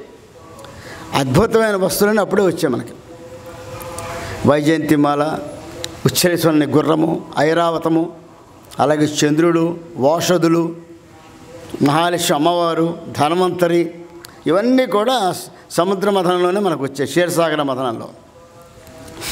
కాబట్టి అది అవతార ప్రజలు అయిపోయింది, అని వెళ్ళిపోయాడు. ఇక అవతార ప్రసారం అయిపోయింది. వరావతారం హిరణ్యాక్షుడిని చంపాలి. వాడు భూమిని పట్టుకెళ్ళిపోయి ఎక్కడో దాచేస్తే తీసుకెళ్ళి ఆ మొత్తం యజ్ఞవరాహ రూపంలో ఆయన ఆవిర్భవించి ఆ హిరణ్యాక్షుడిని చంపి ఆ భూమిని తన కోరల మీద నిలబెట్టి తీసుకుని తిరిగి మళ్ళీ యథాస్థానంలో పెట్టాడు. అవతార ప్రయోజనం అయిపోయింది, వెళ్ళిపోయాడు. ఈ మూడింట్లో కూడా అమ్మవారి యొక్క రూపం ఎక్కడ లేదు మనకి. అమ్మవారు అవతరించాలి. ఈ మూడు అవతారాలు అంటే క్షణికమైన అవతారాలు. ఇక నారసింహుడు ప్రహ్లాదుని రక్షించడం కోసం నృసింహ అవతారం వచ్చింది. సగం మనిషి సగం మృగం, నరహరి. అయితే అవతారం ఉపసరింపబడలేదు, అది నిరంతరం ఉండేటువంటి అవతారం. అంటే ఆయన లక్ష్మీనారసింహుడు కాబట్టి అమ్మవారితో కూడిన అవతారాలన్నీ కూడా నిరంతరం ఉంటాయి. ఇది మనం గుర్తుపెట్టుకోవాలి. లక్ష్మీనారసింహుడు నిరంతరము ఉండేటువంటి అవతారము. నరసింహ ఉపాసన కూడా చాలా సులభమైనది. నరసింహ ఉపాసన చాలా సులభం. నరసింహ ఉపాసన పట్టుకుంటే అది కూడా చాలా గొప్పగా ఫలితాన్ని ఇచ్చేటువంటి గొప్ప ఉపాసన అది నరసింహస్వామి. ఆ అవతారం అయిపోయింది. అంటే దాని అంశావతారం, ఇవన్నీ అంశగా వచ్చినవి అన్నీ కూడా. దశావతారాలని అందులో స్వయంభూ అవతారాలు తక్కువ ఉన్నాయి మనకి. ఆ తదుపరి అవతారం వామన అవతారం. ఆ కార్యక్రమం ఏంటి? బల్లి పాతాలను పంపించడం అయిపోయింది. మధ్యలో త్రివిక్రమావతారం వచ్చింది. 21 అవతారాలు అది కూడా ఉంది. జగన్మోహన్ ఇవన్నీ త్రివిక్రమావతారాలు ఏకవింశ అవతారాలు ఉన్నాయి. బలిని పాతాలను పంపించాడు. అక్కడ కార్యక్రమం అయిపోయింది, వెళ్ళిపోయాడు. మళ్ళీ వైకుంఠానికి వెళ్ళిపోయాడు. అంటే ఆ రూపాల్లో వచ్చారు వాళ్ళు. ఆ రూపం ధరించి వచ్చి ఆ పని పూర్తి వెళ్ళిపోయాడు. హయగ్రీవ అవతారం కూడా 21 అవతారాల్లో ఉన్న అవతారమే. వేదాలు హయగ్రీవుడు నిట్టూర్పుల్లోంచి వేదాలు వచ్చాయి. ఆ వేదాలను తీసుకొచ్చి బ్రహ్మగారికి ఇచ్చాడు. అందువల్ల వేదములన్నీ ఏమిటంటే అపౌరుషం, అందుకే అన్నారు. ఆయన ఊరుపుల్లోంచి వచ్చిన వేదాలు అవన్నీ కూడా హయగ్రీవ స్వామికి. అందుకే హయగ్రీవుడు గురువు అయ్యాడు. నేను చెప్పాను మీకు, ప్రకటిత గురువు హయగ్రీవుడు అని. ఇక వామనావతారం అయిపోయింది. పరశురాముడు, ఇది ఆవేశావతారము. జన్మతః పరశురాముడు విష్ణు స్వరూపుడు కాడు. మధ్యలో విష్ణు యొక్క అంశ కలిసింది, ఆవేశావతారం. మళ్ళీ రామావతారంలో అంశం తీసేసుకున్నాడు, అది పరశురామావతారం. ఆయన చిరంజీవి, నిత్యం ఉంటాడు ఆయన. ఎందుకంటే జన్మతః ఆయన అవతారం కాదు, అది విష్ణు అవతారం కాదు, ఆవేశావతారం. అవతారం ముగింపు అయినా కూడా ఆయన చిరంజీవి ఆయన ఉంటాడు. ఆ తర్వాత అవతారము సంపూర్ణ మానవ స్వరూపమైనటువంటిది రామావతారం. మోక్షరాముడు ఆయన. రామ శబ్దమే మోక్షాన్ని ఇస్తుంది అసలు. తర్వాత వచ్చింది కృష్ణావతారం. కృష్ణావతారం అవతారం కాదు, అది కృష్ణస్థ స్వయం భగవన్. సాక్షాత్తు వైకుంఠములో ఉండి ఇవన్నీ కూడా మహావిష్ణు యొక్క అంశాలు వచ్చాయి. రామావతారం వరకు రాముడుగా మహావిష్ణువే జన్మించాడు. కానీ కృష్ణుడు అనేటువంటిది ఈ రూపము స్వయముగా దిగి వచ్చాడు. ఆయన స్వయంభువు, కృష్ణస్థ స్వయం భగవన్. అందుకే దశావతారాలు చెప్పేటప్పుడు ఏం చేస్తారంటే రామో రామశ్చ రామ అంటారు. పరశురామ, రామ, బలరాముడు, ఈ 3 పేర్లే చెప్తారు. బలరాముడే చెప్తారు కానీ కృష్ణుని చెప్పరు. రామో రామశ్చ రామ, ముగ్గురే. కృష్ణుడు ఏమిటయ్యా అంటే కృష్ణుడు పూర్ణ పరబ్రహ్మతత్వమే శ్రీకృష్ణ పరమాత్మ. ఆయనే దత్తుడు. దత్తుడు వరం ఇచ్చాడు యదు మహారాజుకి, నీ వంశంలో నేను జన్మిస్తాను అని. ఆ ప్రకారం వచ్చాడు ఆయన. ఇక తర్వాత బుద్ధావతారం. బుద్ధావతారం ఈ బుద్ధావతారం ఇది పాషండ అవతారం. ఇది ఈ బుద్ధావతారం మన సంబంధం లేదు, పాషండ మతం. అది వేదాన్ని నిరసించిన మతం, వేద ధర్మాన్ని ఖండించిన మతం. అవన్నీ మనకి పాషండ మతాలే, మనది వేద ధర్మం కాబట్టి. అందుకే అటువంటి ఈ బౌద్ధం ఇత్యాదిగా ఉండే పాషండ మతాలని మొత్తం తుడిచిపెట్టడానికి ఆదిశంకర్లు జన్మించవలసి వచ్చింది మనకి. ఆయన అవతార ప్రయోజనం అది. ఇంకా రాబోయేది ఈ బుద్ధావతారం త్రిపురాసుర సంహారంలో వస్తుంది మనకి కొద్దిసేపు. అది కూడా క్షణికావతారం. అది మన వాళ్ళు తెలియగా ఏం చేశారంటే ఈ బుద్ధుడిని ఇందులో పెట్టి దశావతారాలు కల్పించారు. కానీ సరైనటువంటి వేద ధర్మంలో వెళ్ళేటువంటి వాళ్ళు బౌద్ధాన్ని నమ్మరు, మనకు అవసరం లేదు. ఎందుకంటే ఇక్కడే బతుకు లేకుండా పోయింది ఆ బౌద్ధ మతానికి. ఇక రాబోయేది కలికి అవతారం. అది కూడా ఒక ప్రయోజనంతో వచ్చే అవతారం వెళ్ళిపోతుంది. అంటే ఇవన్నీ ప్రయోజనంతో కూడిన అవతారాలు ఇవి. కానీ మరి దత్తావతారం ఏమిటిది? ఇది అవతారం కాదు కదా, సాక్షాత్తు పరబ్రహ్మయే కదా, ఇంకా దానికి అవతారమే ఉంది. కానీ నిరాకారమైనటువంటి పరబ్రహ్మ సాకారము ధరించాడు. అత్రి మహర్షి యొక్క ఆయన ప్రార్థనకి, ఆయన తపస్సుకు మెచ్చి సాకార గురుబ్రహ్మంగా అవతరించాడు ఆయన. కాబట్టి మరి అవతరిస్తే కారణం ఏంటి? ఒక కారణం లేకుండా కార్యం ఉండదు. దానికి ఒక ప్రయోజనం ఉంటుంది. అవతారానికి ఒక ప్రయోజనం. ఏమిటా ప్రయోజనము? దీన్ని విఠల్ బాబా వారు విఠల్ బాబా వారి శిష్యురాలు మాతాజీ నిరంజనానంద సరస్వతి మాతాజీ శ్రీపాద వల్లభ లీలా వైభవం అనే పుస్తకం రాసినప్పుడు అందులో విఠల్ బాబా వారి యొక్క ధ్యానస్థితిలో ఆయన తెలుసుకున్న విషయాన్ని అందులో చాలా అద్భుతంగా రాశారు. అవతార ప్రయోజనం. విఠల్ బాబా వారు సామాన్యుడు కాడు, ఆయన దత్తాంశ సంభూతుడు. ఆయన పూర్వజన్మ కూడా అద్భుతమైన జన్మ అయింది. 3 అవతారాలు చూసి 500 సంవత్సరాలు జీవించిన జన్మ ఆయన పూర్వజన్మ. కాబట్టి ఆయన విఠల్ బాబా సామాన్యుడు కాడు, ఆయన మహాశక్తివంతుడు విఠల్ మహారాజ్. ఆయన ధ్యానస్థితిలో ఉండగా ఆయన చెప్తూ ఉంటే ఆవిడ సంకలనం చేసింది.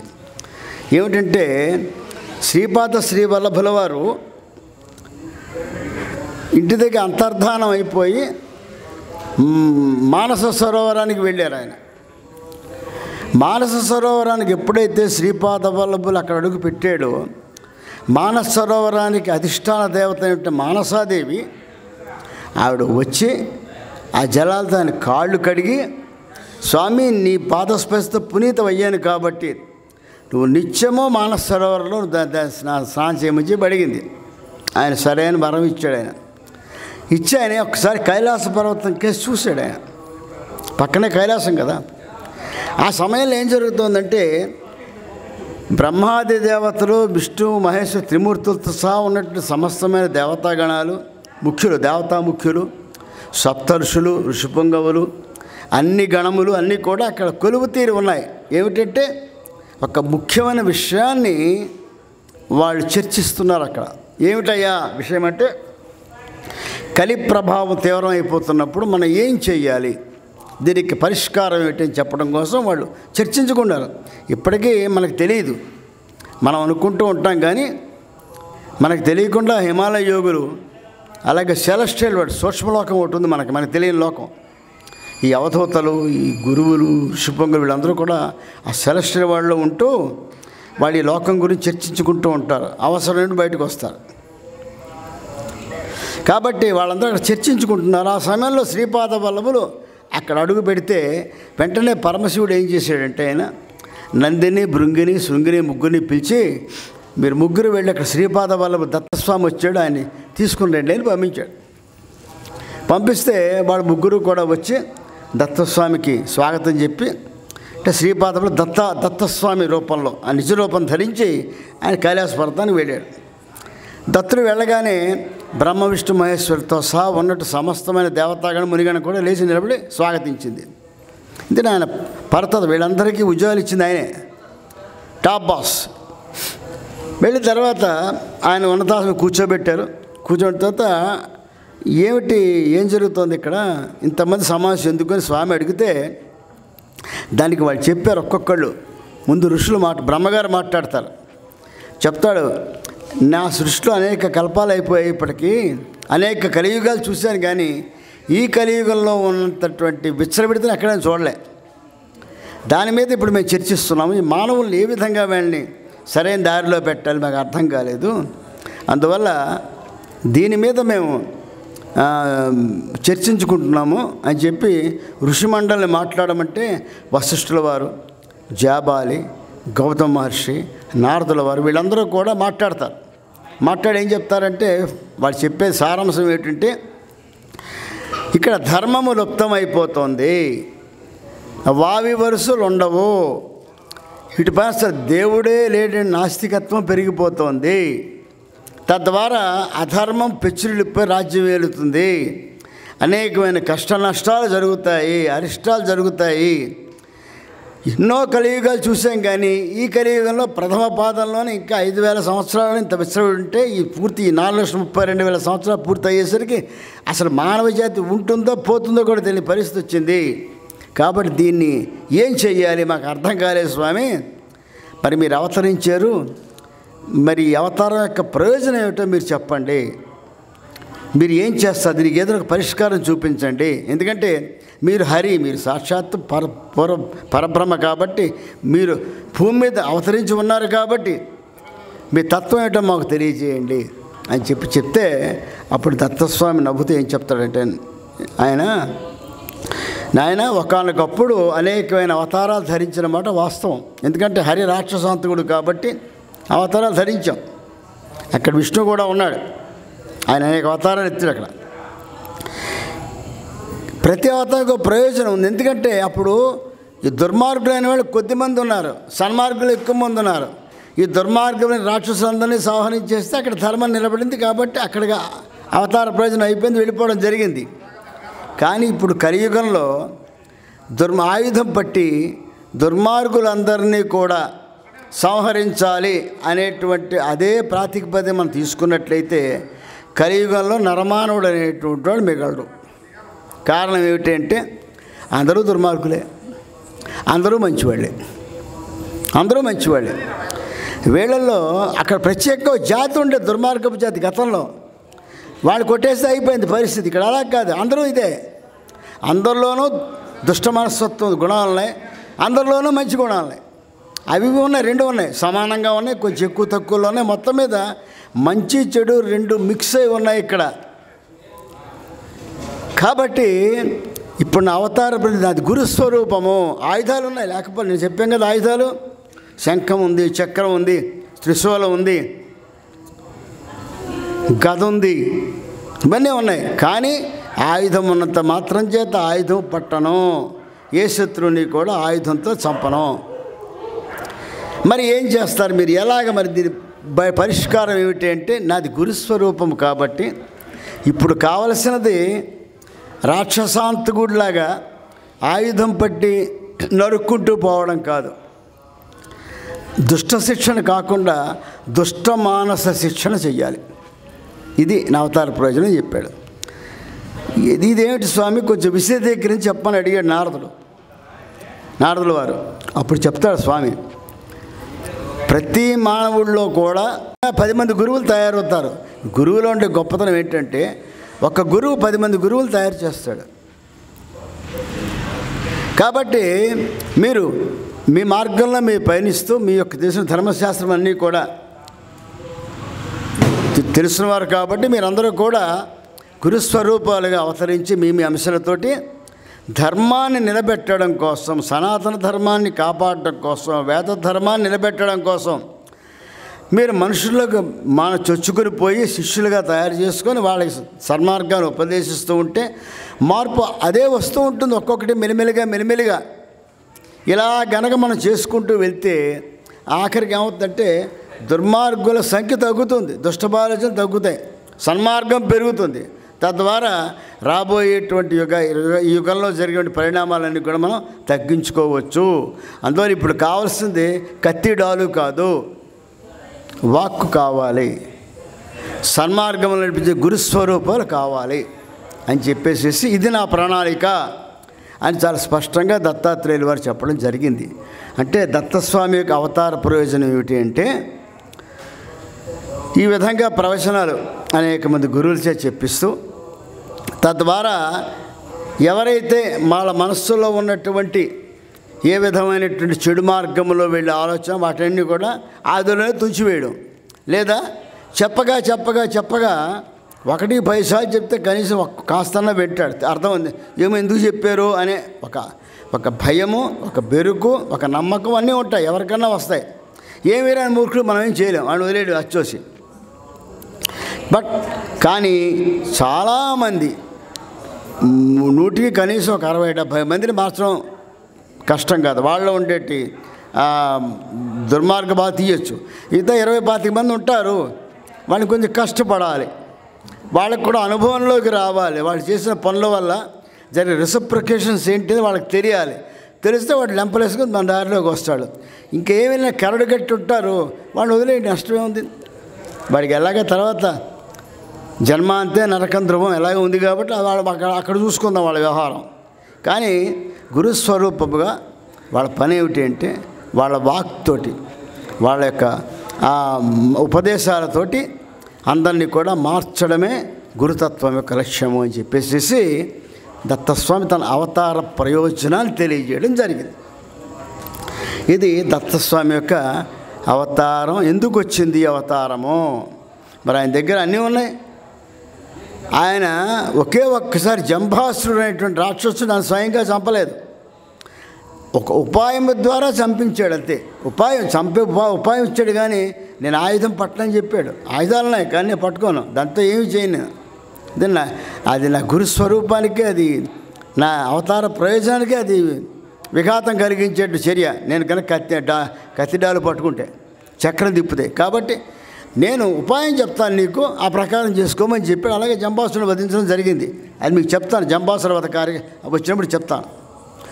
అంటే దత్తస్వామి అవతార ప్రయోజనం ఏంటి అంటే, గురువులను తయారు చేయడం, గురుస్వరూపాల్లో తన అంశాన్ని ప్రవేశపెట్టడం, తద్వారా ధర్మబోధ చేయడం, ఏది ధర్మము ఏది అధర్మము చెప్పడము.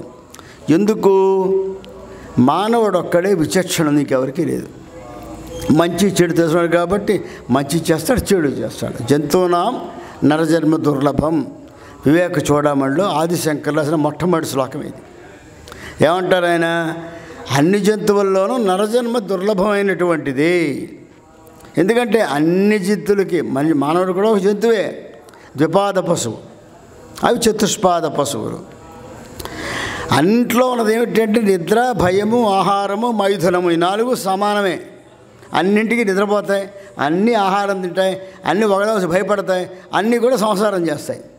కాబట్టి ఇవన్నీ అందరికీ కూడా ఒక సారూప్యం ఒకటే అందరికీ. కానీ మరి మానవుడికి మిగిలిన జంతువులకి ఏమిటి తేడా? మానవుడికి విచక్షణ అనేటువంటి ఒక అద్భుతమైన శక్తి ఉంది. ఏమిటా విచక్షణ? యుక్తాయుక్త విచక్షణ, న్యాయాన్యాయ విచక్షణ, ధర్మాధర్మ విచక్షణ, పాప పుణ్య విచక్షణ. ఇది యుక్తమా అయుక్తమా? ఇది నేను చెయ్యొచ్చా చేయకూడదా? చేస్తే వచ్చే నష్టం ఏమిటి, లాభం ఏమిటి? దీనివల్ల ఎవరైనా నష్టపోతారా? ఇది చేయకపోతే ఏమైనా నష్టమా? ఇది యుక్తమా కాదా? ఇందులో ధర్మం ఉందా అధర్మం ఉందా? ఇది న్యాయబద్ధంగా ఉందా అన్యాయం చేసినట్టు అవుతుందా? ఇది చేస్తే పాపమా పుణ్యమా? ఆలోచించే శక్తి మానవుడికి ఉంది కాబట్టే పాప పుణ్యాలు మానవుడికే ఉంటాయి, జంతువులకు ఉండవు. జంతువు వేటాడుతుంది, ఎప్పుడు ఆహారం కోసం వేటాడితే దానికి పాపం ఉంటుంది. ఆహారం కోసం ఏ జంతువు అన్నా సరే మరో జంతువుని వేటాడి తింటే, ఆహారయోగ్యంగా ఉన్న జంతువుని తింటే దానికి ఏ విధంగా పాపం అంటుంది. ఇంకా దాని తిండి అదే భగవంతుడు ఇచ్చాడు. కానీ విచ్చలవిడితనంతో వెళ్ళిపోయి అనేక జంతువుల్ని ఆహారం కాకుండా వేటాడుకుంటూ వెళ్ళిపోతే పాపం ఉంటుంది దానికి.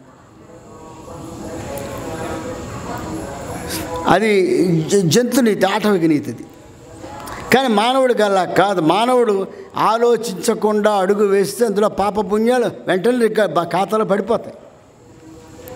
అందుకే విచక్షణ ఎందుకు ఇచ్చాడు మానవుడికంటే, మానవుడి స్వరూపము భగవంతుని యొక్క స్వరూపంతో సారూప్యం ఉన్నది. అనేకమైనటువంటి బ్రహ్మగారు సృష్టి చేయమంటే అన్నీ సృష్టించాడు. సృష్టించి మానవుడిని సృష్టించాలి. ఎలా చేయాలో అర్థం కావట్లేదు. ఎలా ఉండాలంటే అప్పుడు అమ్మవారు చెప్పింది, నువ్వు ఎలా ఉన్నా అలాగే చేయవా అంది. అప్పుడు బ్రహ్మగారి 4 తలకాయలు, చేతులు ఇవన్నీ ఉన్నాయి కదా, 2 చేతులు అన్నీ ఉన్నాయి, 4 చేతులు 5 చేతులు ఉన్నాయి.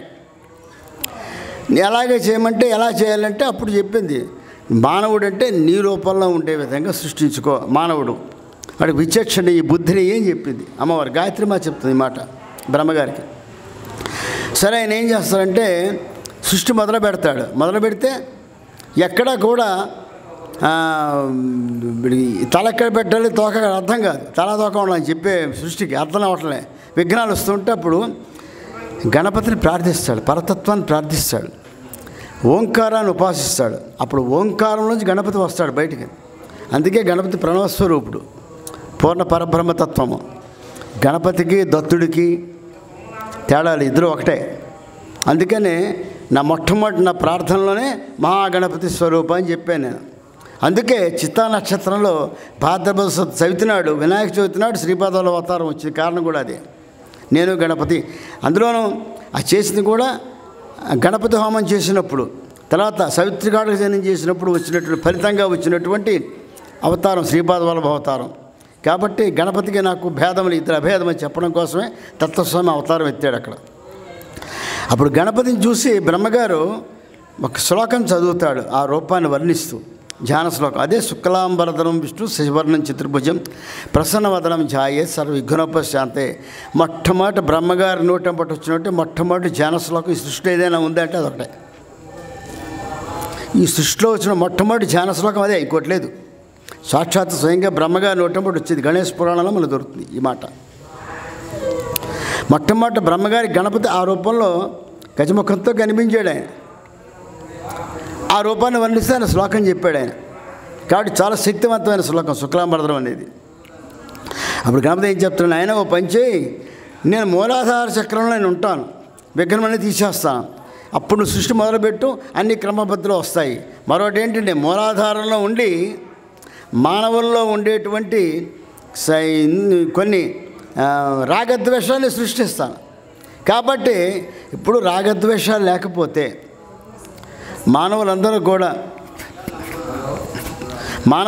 కూడా ఏ విధమైనటువంటి కోరికలు లేకపోతే, సంగములు లేకపోతే అసలు సృష్టి అనేది ఉండదు. ఇంకా ఎక్కడుండే సృష్టి? ఆకర్షణ వికర్షణ ఉండాలి కదా, లేకపోతే సృష్టి ఎక్కడి నుంచి వస్తుంది? అటువంటి పరిస్థితి అవన్నీ కలిగించాలి అంటే మానవుల్లో అవిద్యను సృష్టించాలి. సృష్టిస్తేనే కుటుంబాలు ఏర్పడతాయి. కుటుంబాలు ఏర్పడతాయి. అలా సృష్టిస్తేనే సంసారం ఉంటుంది, పిల్లలు వస్తారు, సృష్టి వృద్ధి చెందుతుంది. అంతగా తెలుసు అందరికీ కూడా. కానీ ఆ మోహంలో పడకపోతే సృష్టి అనేది ఉండదు. కాబట్టి గణపతి ఆ పని చేస్తాడు మూలాధారంలో కూర్చొని. అందుకే మూలాధారాన్ని ఎవరైతే కుండలిని కదిపి మూలాధారాన్ని ఛేదించుకుంటాడో వాడు విరాగైపోతాడు, మొహమాటం లేదు. ఇది సృష్టి రహస్యం ఇది. కాబట్టి మానవుడు బుద్ధి ఉంది కాబట్టి, విచక్షణ ఉంది కాబట్టి, గురూపదేశాన్ని ఆలోచించే శక్తి ఉంది కాబట్టి, వివేచన ఉంది కాబట్టి, తద్వారా ఓహో గురువుగారు చెప్తున్నారు కదా, ఆయన చాలా గొప్పవాడు కదా. ఇప్పుడు మనం ఉన్నాం, చాగంటి కోటేశ్వరరావు చెప్తారు, గరికపాటి వారు చెప్తారు, లేదా సామవేదం వారు చెప్తారు. అది చెప్పిన విషయాలు ఎన్నో ధర్మోపాధ పన్నాలు ఉంటాయి మనకి. అవి పెట్టాం, అంత పెద్ద గురుగారు చెప్పారు కదా, బహుశా ఇదే మనం పాటిస్తే బాగుంటుంది కదా అనిపిస్తుంది మనకి. ఖచ్చితంగా అనిపించేవాళ్ళు ఫాలోవర్స్ కొన్ని లక్షల మంది ఉన్నారు. స్వామీజీ వారు గణపతి సత్యానంద స్వామీజీ వారు ఒక మాట చెప్పారంటే దాన్ని పాటించే కొన్ని లక్షల మంది ఉంటారు. అంటే అందుకే గురుస్వరూపం, దత్తస్వరూపాలు అవన్నీ కూడా ఆ విధంగా ఉండాలి. అది గురువు యొక్క ప్రాముఖ్యత అని చెప్పేసి దత్తస్వామి చెప్పడం జరిగింది. గురువు అంటే ఎవరు ఏమిటి అనే విషయాన్ని మనం తర్వాత వచ్చే రోజుల్లో చెప్పుకుందాం. ఇక ఇందులో దత్తస్వామి యొక్క అవతార ప్రయోజనం తెలిసింది కాబట్టి దత్తస్వామి యొక్క లక్షణాలు ఏమిటి, ఆయన యొక్క ప్రత్యేకలు ఏమిటి తెలుసుకుందాం. దత్తస్వామి యొక్క లక్షణములు ఏమిటి అంటే బాలోన్మత్త పిశాచ వేషాయ అంటాడు. నిన్న ఆయన రూపాలు తెలిసినప్పుడు కూడా కథాభోగి, కథాయోగి, కథానగ్న పిశాచవత్ దత్తాత్రేయో హరిసాక్షాత్ భుక్తి ముక్తి ప్రదాయక అని నిన్న ఆయన రూపలావణ్యాల్లో వచ్చినటువంటి 2వ శ్లోకంలో తెలుసుకున్నాం. రుద్రయామల తంత్రంలో ఉంది ఇది. పరమశివుడు పార్వతి చెప్పాడు ఈ మాట. కథాయోగి, కథాభోగి, కథానగ్న పిశాచవత్. అదే దిగంబడుగా ఉంటాడు, పిశాచంగా ఉంటాడు, పిశాచ రూపంలో. పిశాచుని దెయ్యం పోతాం కాదు, భయంకరంగా ఉంటాడు అర్థం. తర్వాత దత్తాత్రేయ మాలామంత్రం అనేటువంటిది ఒకటి ఉంది.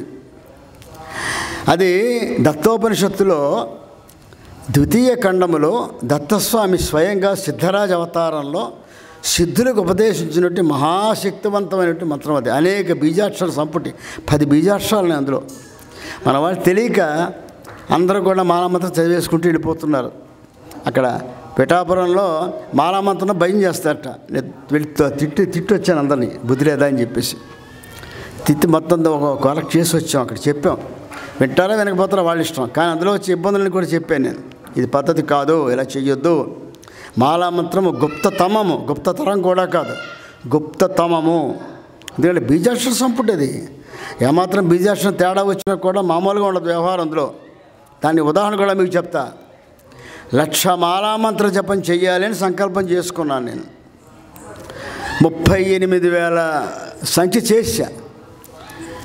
చేస్తూ ఉంటే అనుకోకుండా నాకు ఏమవుతుందంటే ఒళ్ళంతా మంటలు వచ్చేస్తుంది, భయంకరమైన మంటలు, భరించిన మంటలు. చలికాలం, కార్తీక మార్గశిర మాసాల్లో. ఏంటో నాకు అర్థం కావట్లేదు. చలికాలంలో చల్లటి నీళ్ళు పోసుకుంటే ఒంటి మించి పొగలు వస్తున్నాయి. అంటే ఏ స్థాయిలో శరీరం ఉడికిపోతుందో మీకు అర్థమవుతుంది. దీని విరుగుడు తెలియటంలే, ఎక్కడ తప్పితే అర్థం కావటంలే. ఏమవుతుంది మాత్రం మాటలే చేస్తున్నా. కానీ ఈ సంఖ్య పెరిగే కొద్దీ శరీరంలో బాధ పెరిగిపోతుంది. ఏమైందని చెప్పి అనుకుంటూ ఉంటే ఎవరినో తెలుసుకున్న పెద్దవాళ్ళని అడిగాను. వాళ్ళకి దత్త సాంప్రదాయంతో ఏమాత్రం అనుభవం లేదు వాళ్ళకి. అందువల్ల ఏంటంటే వాళ్ళ తాత్విక ధోరణిలో వాళ్ళు చెప్పాల్సింది చెప్పారు. కానీ అది సరైన పరిష్కారం దొరకలేదు నాకు. ఈలోపు ఒక అవధూత ఫోన్ చేశాడు నాకు. ఆయన చెప్పాడు నాకు, ఏమన్నా బాబు ఏంటి నువ్వు మాలామంత్రంగా చేస్తున్నావా అని అడిగాడు. అంటే అవును స్వామి చేస్తున్నాను నన్ను. వెంటనే మానే అన్నాడు. మానేలా కూర్తుంది, 1,00,000 సంకల్పంలో మొదలుపెట్టాను, వద్దొద్దు నువ్వు చెయ్యొద్దు, ఇప్పుడు బాధపడుతున్నావు కదా. అవునా? అవును బాధపడుతున్నాను. మరి దీని విరుగుడు ఏమిటన్నాను. మానేయడం విరుగుడు అన్నాడు. మానేయడం విరుగుడు ఎందుకు అవుతుంది? పరిష్కారం కావాలి కదా అన్న. నువ్వు చదివే మాలామంత్రంతో తప్పులు తడకన్నాడు. తప్పులు తడక ఎలా అవుతుంది? నేను ఒప్పుకోలే. ఎందుకంటే నేను అనేక గ్రంథాల దగ్గర కల్పము ఇవి గ్రంథాలను దగ్గర పెట్టుకొని అందులో అంతా ఎడిట్ చేసి కరెక్ట్ చేసుకుని నేను చేస్తున్నాను. ఎప్పుడప్పుడు కొన్ని సంవత్సరాలు చేస్తున్నాను. తప్పు ఎందుకు అవుతున్నాను? అప్పుడు నువ్వు చేసింది కొద్దిగా ఆ రోజు వరకు చేస్తున్నావు. ఇప్పుడు అలా కాదు, ఒక సంకల్పంతో దీక్షగా చేస్తున్నావు. కాబట్టి ఇక్కడ ఏమాత్రం తేడా రావడం వీల్లేదు. నువ్వు తప్పు చేస్తున్నాడు. ఎక్కడెక్కడ తప్పు చేస్తున్నాడు కదా. నువ్వు చదవాలి. నేను చదువుతుండే ఒక్కొక్క కష్టం కరెక్ట్ చేసుకుంటూ వచ్చాడు. ఇది సరైన మాలల మంత్రము అని. నేను తినగా ఉండకుండా దీనికి ప్రమాణం ఏంటి అని అడిగాను. ప్రమాణం కావాలి కదా దేనికన్నా. నాకు స్వయంగా శ్రీపాద వల్లభులు చెప్పాడు. ఆయన చెప్పారు నాకు, నీకు కావాలంటే ఆయన నీళ్ళు అడుగున్నాడు. మనం ఏం చేయగలుగుతాం? సాక్షాత్తు పరమాత్మే చెప్పాడు. దాని తర్వాత దానికి మనం ఇంక ప్రమాణం ఎక్కడికి కావాలి మనకి? సరే నేను చెప్పేసేసి మరి ఇప్పుడు నేనేం చేయమంటావు అన్నా. మాలామంత్రానికి విరుగుడుగా రామ జపం చేస్తే అది శాంతింపజేస్తున్నాను. రామన్ నాకు ఉపదేశం లేదు, రామలో ఉండే బీజాక్షరాలు నాకు తెలియదు. సరే ఏదో గూగుల్ కొడితే గూగుల్ అంతా తప్పులు తడకే. గూగుల్ వాట్సాప్ నమ్మొద్దు.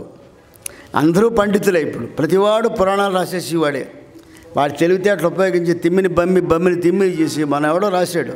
మహాలయమావష్ట స్వర్గానికి వెళ్ళేట అన్నింటికీ తిండి పెట్టలేట. స్వర్గంలో ఆకలేసింది కర్ణుడికి, తిండి పెట్టలేట. ఏంటి నాకు ఆకలేస్తాను, తిండి పెట్టవేంటని అడిగాడు ఇంద్రుడిని. నువ్వు అన్ని దానాలు చేసాక అన్నదానం చేయలేదు, అందువల్ల నీకు తిండేది పొమ్మన్నట్ట. మరి ఇప్పుడు ఏం చేయాలన్నట్ట. అన్నదానం చేస్తే కానీ నీకు కడుపు నిండదు అన్నట్ట. అయితే నాకు 15 రోజులు సమయం ఇయ్యి, నేను భూలోకానికి వెళ్ళి అన్నదానం చేసి వస్తానని చెప్పేట. ఆయన పెళ్ళమన్నట్టు ఈయన వచ్చేట. ఆ 15 రోజులు అన్నదానం చేసేట. అది మహాలయ పక్ష అట. బుద్ధి ఉండాలి చెప్పేవాడికి, వినేవాడు వివేకం ఉండాలి. అంటే కర్ణుడు మళ్ళీ తిరిగి వస్తే పాండవులు ఊరుకున్నారా? మనం కొద్దిగా ఆలోచించాలి కదా మనం కూడాను. కర్ణుడు స్వర్గానికి వెళ్ళి మళ్ళీ తిరిగి వచ్చి అంత భార్యతో అన్నదానం చేస్తూ ఉంటే వాడి రాజ్యం ఏది? ఎక్కడున్నాడు అసలు? పాండవులు ఊరుకుంటారా? మరి భారతలో ఎక్కడో రావాలిగా. ఇప్పుడు అతీత శక్తులు అనుకుందాం. అంటే బుద్ధి జ్ఞానం లేకుండా నోటికి వచ్చినట్టు బుర్రకి తట్టినట్టు అదే రాసేస్తే వాట్సాప్ సందేశాలు పంపించి ఒక్కడో పురాణం రాసేస్తాడు. అది చదువుకుంటే అదే నిజంగా తెలియని వాళ్ళు ఏం చేస్తారు? అదే నిజమంటారు.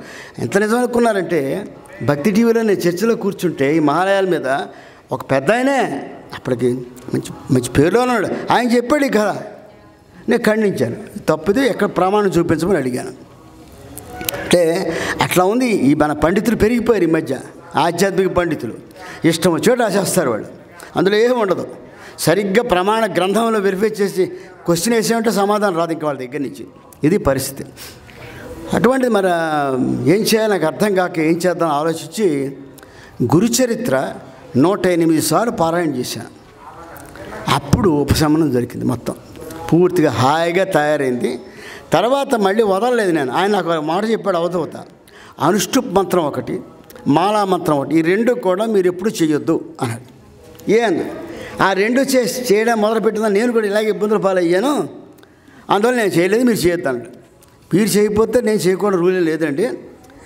నేను కొంచెం మూర్ఖుండి, కొంచెం గట్టిగానే పట్టుకుంటే నేను చేస్తానని చెప్పాను. అన్నట్టుగానే స్వామికి నమస్కారమైన అనుగ్రహం తీసుకొని మొదలుపెట్టి 1,00,000 అనుష్ఠిప్ చేశా, 1,00,000 మాలామంత్రం చేశా. హాయిగా ప్రశాంతంగా జరిగింది. ఆ సమయంలో స్వామి నా చేత అనేకమైన దత్తహోమాలు చేయించాడు, నా చేత అనేక ఉపన్యాసాలు ఇప్పించాడు. అంటే ఆయన అనుగ్రహం సంపూర్ణంగా ఉన్నట్టే ఆ విషయంలో.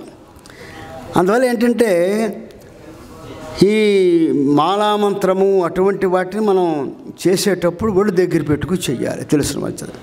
బీజాక్షర సంపుటది. నేను ఎవరికి చేయమని సజెస్ట్ చేయను. సరే దీన్ని పక్కన పెడదాం. ఇక్కడ మనం ఎక్కడికి వచ్చామంటే దత్తస్వామి యొక్క ఈ బాలోన్మత్త పిశాచ వేషాయ అనే మాలామంత్రంలో ఉండే మాట కోసం వచ్చేది. ఇంత చెప్పాల్సి వచ్చింది మీకు. ఎందుకంటే ఎవరైనా తెలియని వాళ్ళు మామూలుగా 11 సార్లు చదువుకుంటా అంటే తప్పులేదు, చదువుకోండి, ఏ ఇబ్బంది ఏం లేదు, దానివల్ల ఏమైపోదు.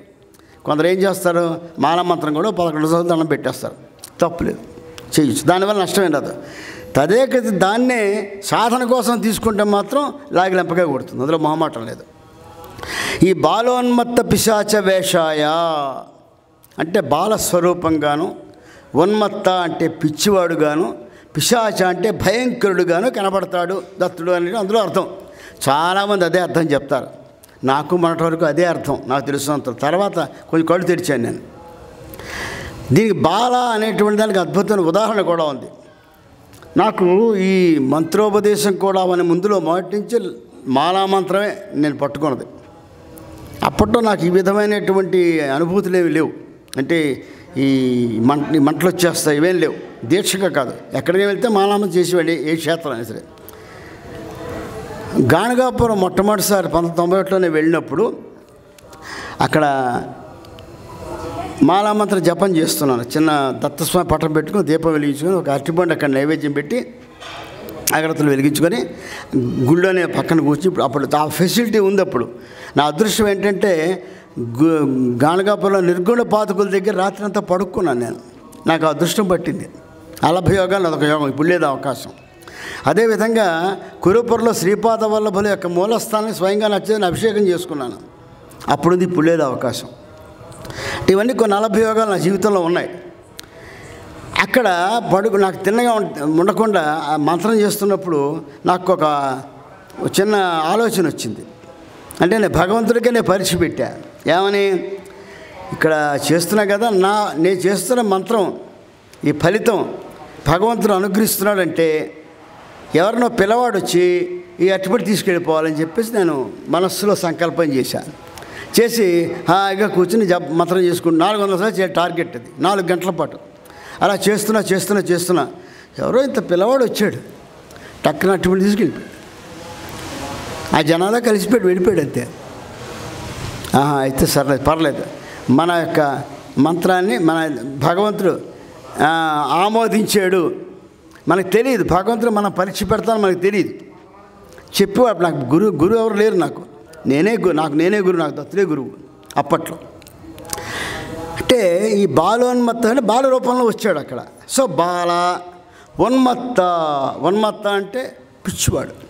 చూడండి, మనకి ఇప్పుడు నాంపల్లి బాబా వారు ఆయన 1991లో చాలాసార్లు వెళ్ళేవాడు ఆయన దగ్గరికి.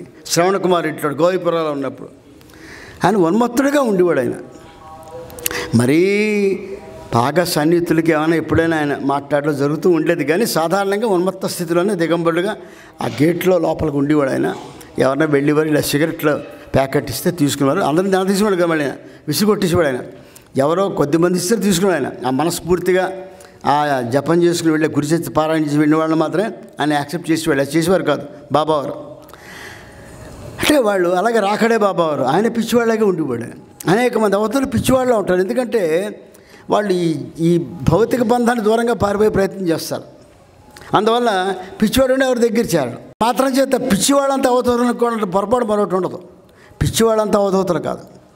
అవధూతలు పిచ్చివాళ్ళ ప్రవర్తించవచ్చు, కానీ పిచ్చివాళ్ళు మాత్రం అవధూతలు ఎవరు అది మాత్రం గుర్తుపెట్టుకోవాలి. మనకు తెలియదు.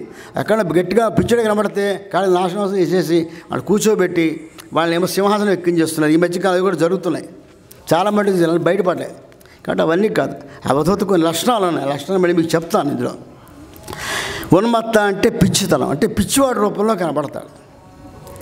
మనం కొన్ని వీడియోస్ మనకి హిమాలయాల్లో వీడియోస్ వస్తున్నాయి. ఆ మధ్య మా సైనికుల దగ్గరికి ఒక పిచ్చివాడి రూపంలో ఉన్న వ్యక్తి 4 కుక్కలు వెంట పెట్టుకొని జై శ్రీరామ్ అంటూ వచ్చి వెళ్ళాడు. మనం చూస్తాం.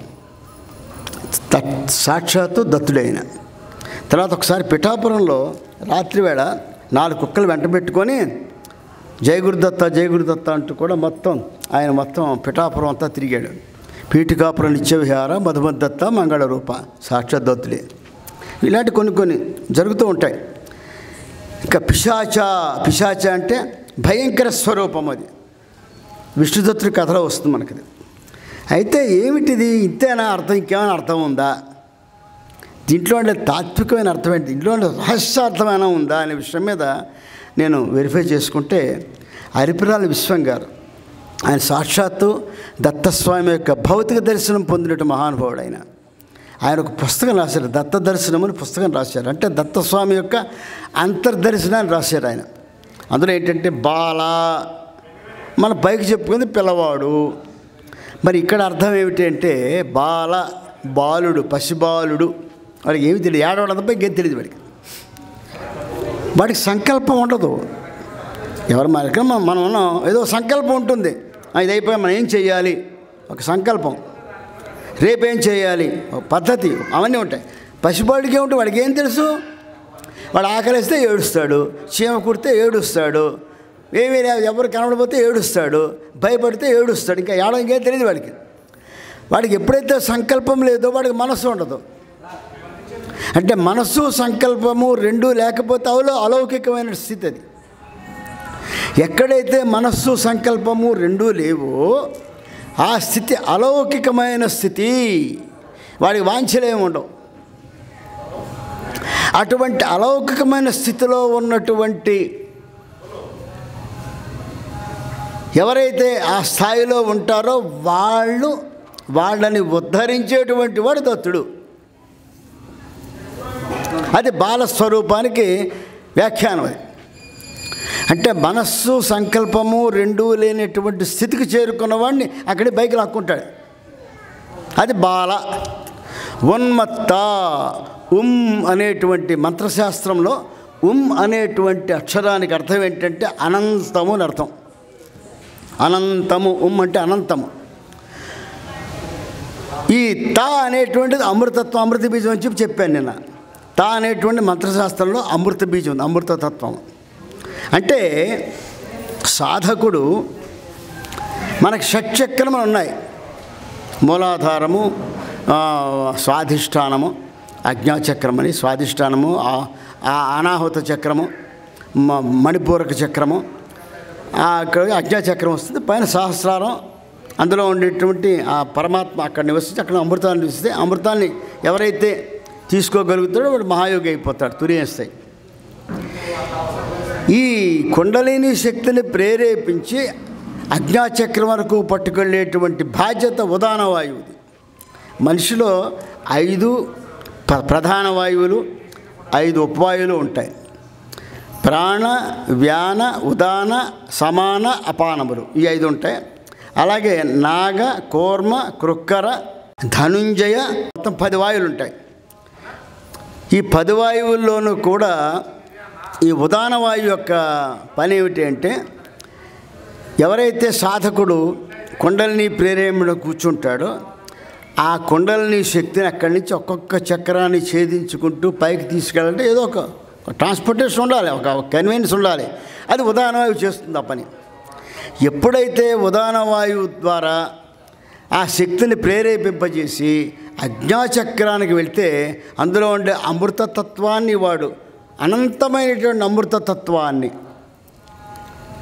ఎవరైతే ఆస్వాదిస్తున్నాడో, అంటే వాడు తురియ మనిషి దగ్గరికి చేరిపోయాడు ఆల్రెడీ. అటువంటి స్థితిని ఉన్మత్త స్థితి అంటారు. అంతేగాని పిచ్చివాడు కాదు. అంటే అటువంటి సాధకులు వాళ్ళందరూ దత్తస్వరూపులే, వాళ్ళు అవధూతలు, వాళ్ళు దత్తస్వరూపులు. వాళ్ళు ఏం చేశారు, వాళ్ళలో ఉండేటువంటి ఈ చక్రభేదనం చేసుకుంటూ అజ్ఞాచక్రానికి వెళ్ళిపోయి అజ్ఞాచక్రం నుంచి ఆ సహస్రాలలో ఉండే పరమాత్మ ఆయన చూస్తూ అందులో వచ్చేటువంటి అమృతాన్ని వాళ్ళు స్వీకరిస్తున్నారు. కాబట్టి అనంతమైన అమృతతత్వాన్ని ఆస్వాదించేటువంటి శక్తి అని దాన్ని అది ఉన్మత్త అన్నారు. ఇక పిశాచం అంటే పిశాచములు ఏకాంతాన్ని కోరుకుంటాయి. ఏకస్తప అంటారు. అంటే ఏకాంతాన్ని కోరుకుంటాయి. జనాల్లోకి రావు. ఎక్కడుంటాయి ఇవి? ఏకాంతం ఎక్కడ దొరుకుతుంది? అడవిలో దొరకదు ఏకాంతం, శ్మశానంలో దొరుకుతుంది ఏకాంతం. ఇంకెక్కడ ఏకాంతం ఉండదు మనకి. ఏకాంతం అంటే అందుకే శ్మశానాలు తిరుగుతూ ఉంటాయి ఏకస్తప. మరి దీనికి ఏమిటయ్యా డీటెయిల్డ్గా ఇంకొంచెం ఏమైనా విశ్లేషణ ఉందా అంటే వారు రాశారు. ఇదంతా నా కల్పితం కాదు, ఇది వారు రాసినటువంటి దాన్ని మీరు రిప్రొడ్యూస్ చేసి చెప్తాం. ఏం రాశారంటే ఏకస్తప శ్మశానము అనేటంటే ఏమిటది? ఎప్పుడు వస్తుంది అది? ఏ విధమైన సంకల్పములు లేనటువంటి స్థితిలో మనస్సు సంకల్పము రెండూ లయమైపోయినట్లయితే సంకల్పరహితమైనటువంటి స్థితి వస్తుంది. బాలస్థితిలో వచ్చింది. బాలుడు ఆ సమయం పెద్దవాడైతే అన్నీ ఉంటాయి కదా, అన్ని సంకల్పాలు ఉంటాయి. కాబట్టి ఆ స్థితి రావడం అనేటువంటిది శ్మశానం అంటే అర్థం ఏంటంటే సంకల్పరహితమైనటువంటి ప్రదేశం. అది ఎవళ్ళు కూడా శ్మశానానికి వెళ్ళి అక్కడ ఉండగానే అబ్బా నేను ఇంటి వెళ్ళిన తర్వాత ఒక పెద్ద ఇల్లు కట్టుకోవాలి, లేకపోతే ఎవరన్నా శ్మశానంలో సంకల్పం చేస్తాడా? లేకపోతే ఒక పెళ్ళికొడుకు తండ్రి ఉన్నాడు, చదువు కుర్రాడు తండ్రి ఉంటాడు, ఎవరో తెలిసిన బంధువులు అమ్మాయి ఉంది వచ్చారు, శ్మశానంలో కూర్చొని పెళ్లి చూపి మాట్లాడుకుంటారా? ఏముండవు కదా. శ్మశానం వేడిసరి అంత వైరాగ్యం ఏముండదు అక్కడ. శ్మశాన వైరాగ్యం అంటారు దాన్ని. బయటకు వస్తే మళ్ళీ మామూలే మనం. కాబట్టి సంకల్పరహితమైనటువంటి స్థానం ఏదంటే శ్మశానం అంటాం దాన్ని. ఎక్కడైతే సంకల్పం లయమైపోతుందో ఆ స్థానం పేరే శ్మశానం. అందువల్లే పిశాచము శ్మశానంలో తిరుగుతుంది. ఏకాంతం కోరుకునేటువంటి స్థానం అది. ఎప్పుడైతే ఈ సమస్త చక్రములను కూడా భేదించుకుంటూ అజ్ఞాచక్రము తేరిన తర్వాత అజ్ఞాచక్రానికి వెళ్ళగానే మనస్సు సంకల్పము లయమైపోతాయి. ఏమి ఉండదు అక్కడ, ఇంకేం ఉండదు అక్కడ. వాడికి ఉన్నదల్లా ఒక్కటే అమృతతత్వాన్ని అనుభవించడమే. కాబట్టి ఆ స్థలం శ్మశానంగా చెప్పబడుతుంది. కాబట్టి ఆ శ్మశాన స్థాయిని రీచ్ అయినటువంటి వెళ్ళినటువంటి స్థితి తురీయమైనటువంటి అవధూతత్వము. కాబట్టి పిశాచ అంటే అర్థం ఏమిటంటే ఎవరైతే సమస్త చక్రభేదనము చేసుకొని అక్కడ దానికి దీనికి ఉన్మత్త దీనికి తేడా ఉంది. ఉన్మత్త స్థితి అంటే అనంతమైన అమృతతత్వాన్ని వాడు అప్పటికి ఆస్వాదిస్తున్న స్థితి. అది అంటే ఈ పిశాచ స్థితి కూడా దాటిపోయిన స్థితి ఉన్మత్త స్థితి. అక్కడ పరతత్వం యొక్క అక్కడి నుంచి సహస్రాలలో వచ్చిన అమృతతత్వాన్ని తీసేసుకున్నాడు. అందులో ఆ తీసేసుకుని ఆనందంలో మునిగిపోయాడు, సమాధిస్థితిలో వెళ్ళిపోయాడు. కాబట్టి దాన్ని ఉన్మత్త స్థితి అంటాం. సమాధి స్థితి ఉన్మత్త స్థితి. కానీ పిశాచ స్థితి అంటే సంకల్పరహితమైనటువంటి స్థితి. మానసిక సంకల్పంలు ఏవి ఉండవు, రెండు లేవు, శూన్యం. అజ్ఞాచక్రం ఉండే శూన్యం, ఇంకేం ఉండదు. రెండు ఆకులు తిదలం శూన్యం. ఇంకా అక్కడ చేసే పని ఏంటంటే పరతత్వాన్ని గురించి కఠోరమైనటువంటి ధ్యానం చేసుకోవడం. చేస్తే ఈ శాస్త్రాల నుండి దత్త పరమాత్మ ఆయన అమృతాన్ని పంపిస్తాడు. అది తీసుకుంటే ఉన్మత్తులు అవుతాడు. పసిపిల్లల మీద చాలా అద్భుతమైన పద్యాలు ఘంటసాల గారు పాడతారు. అది జాషువా గారు రాసిన పద్యాలు. ఆ శీర్షిక నాకు గుర్తులేదు. చాలా అద్భుతంగా ఉంటాయి, వింటే వినండి, చాలా బాగుంటుంది. ఆ స్థితి వాడికి ఏమీ తెలియదు, ఏమీ తెలియని స్థితి. అంటే తెలియాల్సిన అవసరం లేదు. ఎప్పుడైతే మనస్సు సంకల్పం రెండు లేవో, ఏమీ లేనప్పుడు తెలియాల్సిన అవసరం ఏమీ లేదు. బాలుడు వాడికి ఏం అవసరం లేదు.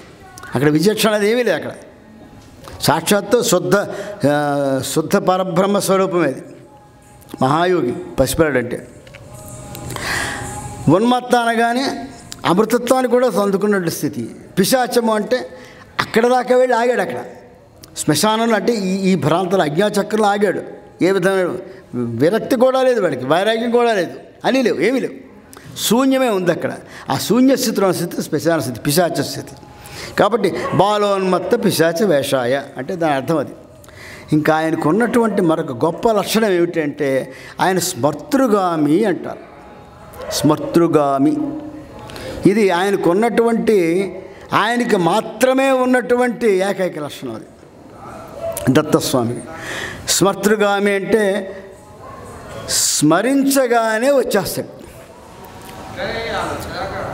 అందుకే మనకి రుద్రాయమణ తంత్రంలో నిన్న నేను ఈ రూపవర్ణం చేసినప్పుడు చెప్పాను. స్మర్తృగాయి చర్మాంబరధరయోగి స్మర్తృగామి క్షణే క్షణే. వెంటనే వచ్చి అందరికి కూడా విపద్ధరణ దీక్షిత అని ఒక శ్లోకం కూడా చెప్పాం. ఉపదేశం ఇచ్చి ఆయన ఆపదలోంచి బయటపడేయడానికి ఆయన వెంటనే వచ్చేయడానికి సిద్ధంగా ఉంటాడు ఆయన అనే విషయాన్ని మనం చెప్పుకున్నాం ఆయన రూపలావణ్యాలు చెప్పేటప్పుడు. స్మర్తృగామి అంటే పిలవగానే వచ్చేస్తాడు అంతే. ఇంకా సెకండ్ ఆలస్యం చేయడు. అది ఆలస్యం ఉండదు, పిలవగానే వచ్చేయాలంతే. మరి ఏమండి పిలవగానే వచ్చేస్తాడా అని ఇక్కడ కూర్చొని దత్తా అంటే వచ్చేస్తాడా అంటే పిలవడానికి నీకు అర్హత ఉండాలి ముందు. ఆ అర్హత నువ్వు సంపాదించుకుంటే పిలవగానే వచ్చేస్తాడు, సందేహం లేదు. కానీ అర్హత ఎలా వస్తుంది? అది మనకు ముఖ్యమైన పాయింట్. అది అర్హత మనం సంపాదించుకోవాలి. మనం సంపాదించే ప్రయత్నం చేస్తే మనం 1 అడుగు ముందుకేస్తే ఆయన 10 అడుగు ముందుకు వేస్తాడు.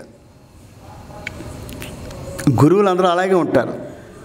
సాయిబాబా ఏకాదశి సూత్రం ఉంది కదా, నువ్వు నా 1 అడుగు ముందు నీకోసం నేను 100 అడుగు ముందుకు వేస్తాను, సాయిబాబా సూత్రాల్లో ఉన్నాయి సాయినాథులు. ఇంకొక విషయం చెప్పాలి, ఈ మధ్య దుర్మార్గ ప్రచారం పెరిగిపోయింది. దత్త సామ్రాజ్యంలో అడుగు పెట్టాలి అంటే సాయినాథుడు గేట్వే, సింహద్వారం. అది ఆయన్ని పట్టుకుంటే దత్తుడు సులభసాధ్యుడు అవుతాడు. ఎవరైతే సాయినాథుడిని కాకుండా ఇంకే మార్గంలో వెళ్ళినా కొంచెం కష్టం అవుతుంది. సాయినాథుడికి ముందు మనం అడుగు పెడితే దత్తుడు సులభం అవుతాడు. నేనే ఉదాహరణ దానికి. మనందరూ కూడా ఈ సాయి ఉంటున్నారు. ఈ మధ్య దీని మీద చాలా కౌంటర్లు జరిగిపోతున్నాయి. నేను ఒక కౌంటర్ ఇచ్చాను దాని మీద. ఇవన్నీ మనలో మనకే మన హైందవ ధర్మాన్ని, మన నమ్మకాలని, మనం ఆరాధించేటువంటి మహానుభావుల్ని కించపరచడానికి చేస్తున్న కుట్రలో భాగం.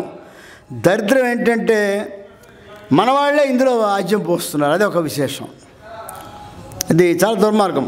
మనం కళ్ళు తేవడం మానేసేసి చాప కింద నీరులాగా మిగతా మతాల వాళ్ళు వచ్చి చొచ్చుకుపోతుంటే మన ధర్మాన్ని ఆశ్రయించే ప్రయత్నం చేస్తున్నప్పుడు మనం కొంచెం ఆజ్యం పోస్తున్నాం అందులో. నాకు వాట్సాప్లో మెసేజ్లు వస్తూ ఉంటాయి. తల తిట్టాను ఒకసారి ఫోన్ చేసి వాళ్ళకి, బుద్ధి లేదా నీకు, ఇది ఎందుకు వచ్చా నీకు అర్థమైందా నీకు అని చెప్పి చాలా దొబ్బులు పెట్టా. తర్వాత ఎవరో నా దగ్గరికి ఒక సాయి భక్తురాలు వస్తే ఒక వీడియో కూడా నేను అప్పటికప్పుడు ఆవిడకి చేసుకోమని చెప్పాను. ఎందుకు అతన్ని సాయినాథుని ఎందుకు మనం పూజించాలనే విషయం మీద ఒక వీడియో ఇచ్చాను నేను. అవన్నీ తప్పే, అవన్నీ దుర్మార్గపు ప్రచారాలు, మనం నమ్మక్కర్లేదు. ఆయన సంపూర్ణ దత్తాంశ సంభూతులే సాయినాథుడు, అందులో సందేహం లేదు. ఇక ఈ స్మర్తృగామి అంటే పిలవగానే పలకడం. మరి దానికి మనకు అర్హత ఏమిటి? అర్హత ఇప్పుడు నిరంతరము కూడా నామజపం ద్వారాను, జపం ద్వారాను, ఏదో ఒక మార్గములో మనకి 10 మార్గాలు ఉన్నాయి, భక్తి మార్గాలు. శ్రవణం, కీర్తనం, విష్ణు నామస్మరణం, పాదసేవనం, అర్చనం, వందన, దాస్యం, సఖ్యం, ఆత్మనివేదనం అన్నాడు. ఈ నవవిధ భక్తుల్లో ఏదో ఒక రూపంలో దత్తుని పట్టుకుంటే సులువైన మార్గం ఏంటంటే నిన్న చెప్పాను, దత్తనామం. స్మరణ మాత్రం సంతుష్టాయ. దత్తనామ స్మరణ చేసుకుంటూ ఉంటే దత్తుడు దొరుకుతాడు. నామస్మరణ అంటే అది నాలుక మించి కాదు, నాభిలోంచి రావాలి, మనస్సులోంచి రావాలి, శరీరంలో ఉండే అణువణువులో నిండిపోవాలి. అప్పుడే దత్తుడి మీద గురి కుదురుతుంది, దత్తుడికి మన మీద గురి కుదురుతుంది. ఈ స్మర్తృగామి అంటే ఆయన ఈ దళాధర మహర్షి నిన్న మీకు చెప్పాను, స్వామి యొక్క రూపలవాంగ్యాల్లో దళాధర మహర్షి అనేటువంటి వాడు ఆయన ఏం చేసి, ఆయన మహా దత్తుడికి అపారమైనటువంటి భక్తుడు. ఆయన ఏం చేశాడు, ఒకసారి ఒక చిన్న సందేహం వచ్చింది. దత్తుడిని స్మర్తృగామి అంటారు కదా, పిలిస్తే పలుకుదా, ఇది నిజమేనా అని ఆయన పరీక్షించాలనుకున్నాడు. ఇక్కడ చూడండి, భక్తుడు భగవంతుడిని పరీక్షించాలనుకున్నాడు. అనుకుని దత్త అన్నాడు, అంతే. అనగానే ఆయన వచ్చేసాడు అక్కడ ఎదురుకోండి. ఇంకా మాట పూర్తిగా వచ్చి నిలబడ్డాడు అక్కడ. నేను ఎందుకు పిలిచి ఏం కావాలని అడిగాడు. ఈయన ఆశ్చర్యపోయాడు. ఏంటి పిల్లగానే వచ్చేసాడు, ఏమిటిది అర్థం కాలేదు ఆయనకి. అప్పుడు తను ఎంత తప్పు చేశాడో తెలుసుకుని బాధపడ్డాడు, ఏడ్చాడు, పాదాల మీద పడ్డాడు, ఆ కన్నీళ్ళతో కాళ్ళు కడిగేశాడు. స్వామి తప్పు పొరపాటు చేశానా, నీ అంతటి వాడిని, సాక్షాత్తు పరబ్రహ్మని నేను శంకించాను, నీ లక్షణాన్ని శంకించి నిన్ను పరీక్షించే ప్రయత్నం చేశానయా, ఎంత తప్పు చేశాను, నిన్ను పిలవడం, నిన్ను పరీక్షించడం ఏంటి, ఇంత పొరపాటు నేను నా జీవితంలో ఎప్పుడు నేను చేయలేదు, ఇప్పుడు చేయరా అనేటి ఘోరమైన తప్పు చేశాను, నువ్వు శిక్ష విధించినా సరే నేను సిద్ధంగా ఉన్నానని చెప్పాడు. అప్పుడు ఆయన అంటాడు దత్తుడు, మమ ప్రకృతి దృశి అభక్త్యోవా సుభక్త్యోవా యస్మరే నామనన్యది తదామి తముపాగమ్య దదామి తదీప్సితం అంటాడు. అభక్త్యోవ మమ ప్రకృతి దృశి, నా ప్రకృతిది, నా లక్షణం ఇది. ఏం చేస్తాను, పిలిస్తే వస్తాను, నా ప్రతిజ్ఞ అది. నేను ఒక పద్ధతి కట్టుబడి ఉన్నాను. ఎవరు పిలిచినా వచ్చేస్తాను. అభక్త్యోవా స్వభక్త్యోవా, నా భక్తుడైనా సరే కాకపోయినా సరే. యస్మరే నామనంయధి, ఎవరైతే నన్ను మరొక చింతన లేకుండా మరొక భావం లేకుండా నన్నే సంపూర్ణంగా నమ్ముకుని పిలుస్తారో దదామి తదుపాగమ్య తదామి తం ఉపాగమ్య, అక్కడికి నేను వచ్చేస్తా, తక్షణమే వచ్చేస్తా. తత్ వెంటనే దదామి తదీప్సితం, వాడికి కావాల్సినటువంటి ఈప్సిత అంటే కోరికల్ని దదామి ఇచ్చేస్తా. ఇది నా ప్రతిజ్ఞ. మమ ప్రకృతి దృశి అంటే పిలవగానే వచ్చేస్తాడు. ఎలా పిలవాలి, ఇప్పుడు ఎలా పిలవాలి, అదే మన ముఖ్యమైన పాయింట్ ఇది. ఆయన అంటే ధరాధర అంటే మహర్షి, ఋషిపొంగవుడు, అపారమైన తపస్వి, వేదంగా ఉపాసన పట్టినవాడు. దత్తస్వామికి అపారమైన ఉపాసనలో దత్తస్వామిని ఆయన సొంతం చేసుకున్న మహానుభావుడు. ఆయన అణువణువులు నిండిపోయింది దత్తనామ ఆయనలో. కానీ ఆయన పిలవగానే వచ్చేసాడు. మరి మనం పిలవగానే వస్తాడు, నిస్సందేహంగా వస్తాడు, డౌట్ లేదు అందులో. దత్తోనామ స్మరణ మమలం కుర్వతాం సన్నిధానే గూఢాకార చిరసాం వాంఛితం ధాతుకామ. 3 రోజులు ఇదే మాట చెప్తున్నాను మీకు. దత్తనామాన్ని మన ప్రాణం అన్నింటి అర్పించి మరొక విధమైనటువంటి ఆలోచన లేకుండా నిర్మలమైన మనస్సుతో మనం కనుక చేస్తూ ఉంటే దత్తుడు స్వయంగా గూఢాకార మన వెనకాలే ఉండి మనం రక్షిస్తూ మనకి ఏం కావాలో ఇచ్చేస్తూ ఉంటాడు. కానీ పిలిచే అర్హత మనకి ఎలా వస్తుందంటే, ఏ విధంగా పిలవాలంటే నీవే తప్ప ఇతపరం బెరుగు నింపందగుందీను అన్న స్థాయిలో పిలవాలి. త్వమేవ మాతా చ పితా త్వమేవ త్వమేవ బంధుశ్చ సఖా త్వమేవ త్వమేవ విద్యాద్రవిణం త్వమేవ సర్వం మమ దేవదేవ. దీన్ని సర్వస్య శరణాగతి అంటారు. సంపూర్ణ శరణాగతి చేస్తే ఇక నువ్వేం చూసుకోక్కలే, అంత ఆయన చూసుకుంటాడు. అనన్యా చింతయంతో మాం యో జనా పర్యుపాసతే తేషాం నిత్యాభియుక్తానాం యోగక్షేమం వహామ్యహం. అప్పుడు దత్తుడు చెప్పాడు, మమ ప్రకృతి రీదృశ్య అని మన కృష్ణుడు చెప్పాడు. అనన్యా చింతయంతో మాం యో జన పరి ఉపాసతే తేషాం నిత్య అభియుక్తానాం యోగం క్షేమం వహామ్యహం. నేను అనిస్తా. ఎవరైతే మరొక చింతన లేకుండా నిరంతరము నన్నే ధ్యానిస్తూ ఉంటారో, నన్నే సేవిస్తూ ఉంటారో, వాళ్ళ యొక్క సమస్తమైనటువంటి అభియుక్తమైనటువంటి యోగము క్షేమము నేనే చూసుకుంటా, వాడికి ఏం కావాలి ఇచ్చేస్తా అని చెప్పాడు. అంత స్పష్టంగా భగవంతుడు చెబితే మనం నమ్మం. వచ్చిన విశేషం అది. నమ్మకపోవడమే కలిగి లక్షణం, నమ్మడం కృతజ్ఞ లక్షణం. నమ్మకపోవడం కలిగి లక్షణం. మనకు అన్ని అనుమానాలే, 190 అనుమానాలు. ఈ అనుమానాలు పెట్టుకోకుండా ఉండాలి. సంపూర్ణ విశ్వాసము, దృఢమైన విశ్వాసము, అచంచలమైన భక్తి, అపారమైన నమ్మకం, ఈ 3 ఉంటేనే భగవంతుడు పట్టుబడితే పట్టుబడ్డా. ఎక్కడ భగవంతుడు నీ దగ్గరే, నీలోనే ఉంటాడు, నీలోనే ఉన్నాడు భగవంతుడు. కానీ మనం పట్టుకోవాలి. లోపల నీ హృదయ కుహరములో మన మంత్రపుష్పం చదువుతాం, కానీ అర్థం కాదు మనకి. అందులో స్పష్టంగా చెప్పాడు. ఇక్కడ ఈ ఇష్టి నుంచి కింద భాగంలో, నాభి నుంచి పై భాగంలో కమల పువ్వు యొక్క, తామర పువ్వు యొక్క మొగ్గ ఏది తిరగబడితే అలా ఉన్నట్టు హృదయ కుహరములో, మధ్యలో సూక్ష్మ రూపంలో నివ్వారం అంటే ధాన్యపు పొల్లు, ఆ స్థాయిలో, ఆ పరిణామంలో నీలి రంగులో జ్వాలమాల కొలంభాతి జ్వాలగా వెలుగుతూ ఉంటాను. ఎలా ఉంటాను అంటే బ్రహ్మాది దేవతలందరూ కూడా సమస్తం నా పరివేష్టించి ఉన్నటువంటి నేను నీ హృదయ కోరలోనే ఉన్నాను. నేను నువ్వు చూసుకోలేవు, నీ కర్మ ఏం చేయలేను, నీలోనే ఉన్నా. అహమాత్మా గుడాకేశ సర్వభూతాశయ స్థిత. మళ్ళీ అక్కడే చెప్పాడు భగవద్గీతలోనే. విశ్వరూపి విశ్వభుజి విశ్వపాదాక్షి నాసిక యదా శరతి భూతేషు స్వైరచారి యదా సుఖం. శాండిలో ఉపనిషత్తు చెప్పాడు. అంటే ఉపనిషత్తులో చెప్తున్నాడు, వేదముల్లో చెప్తున్నాడు, మనకి భాగవతంలో చెప్తున్నాడు, భగవద్గీతలో చెప్తున్నాడు. అయినా మనం అర్థం చేసుకోం. అది విశేషం.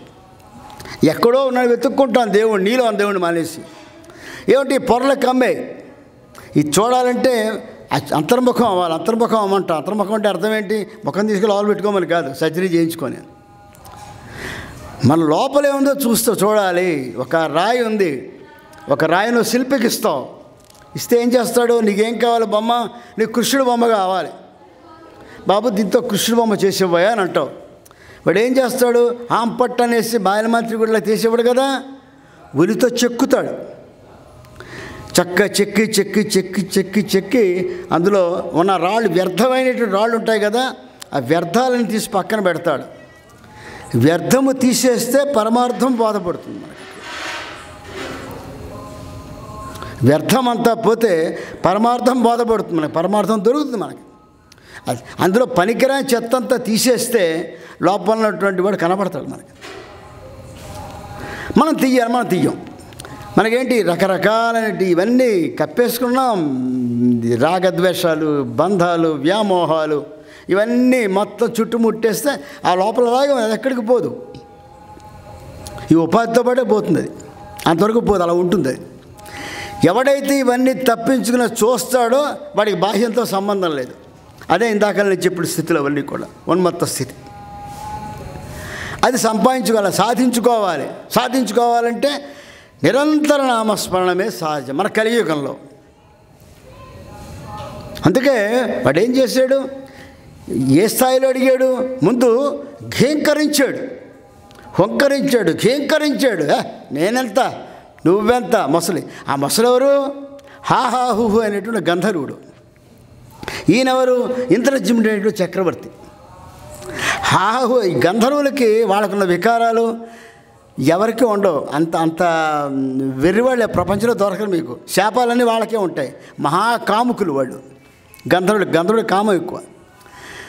వాడు ఒకసారి కాహాహు అనే గంధర్వుడు వాడి భార్యతో క్రీడలు చేస్తూ నీటి మడుగులో ములిగాడు.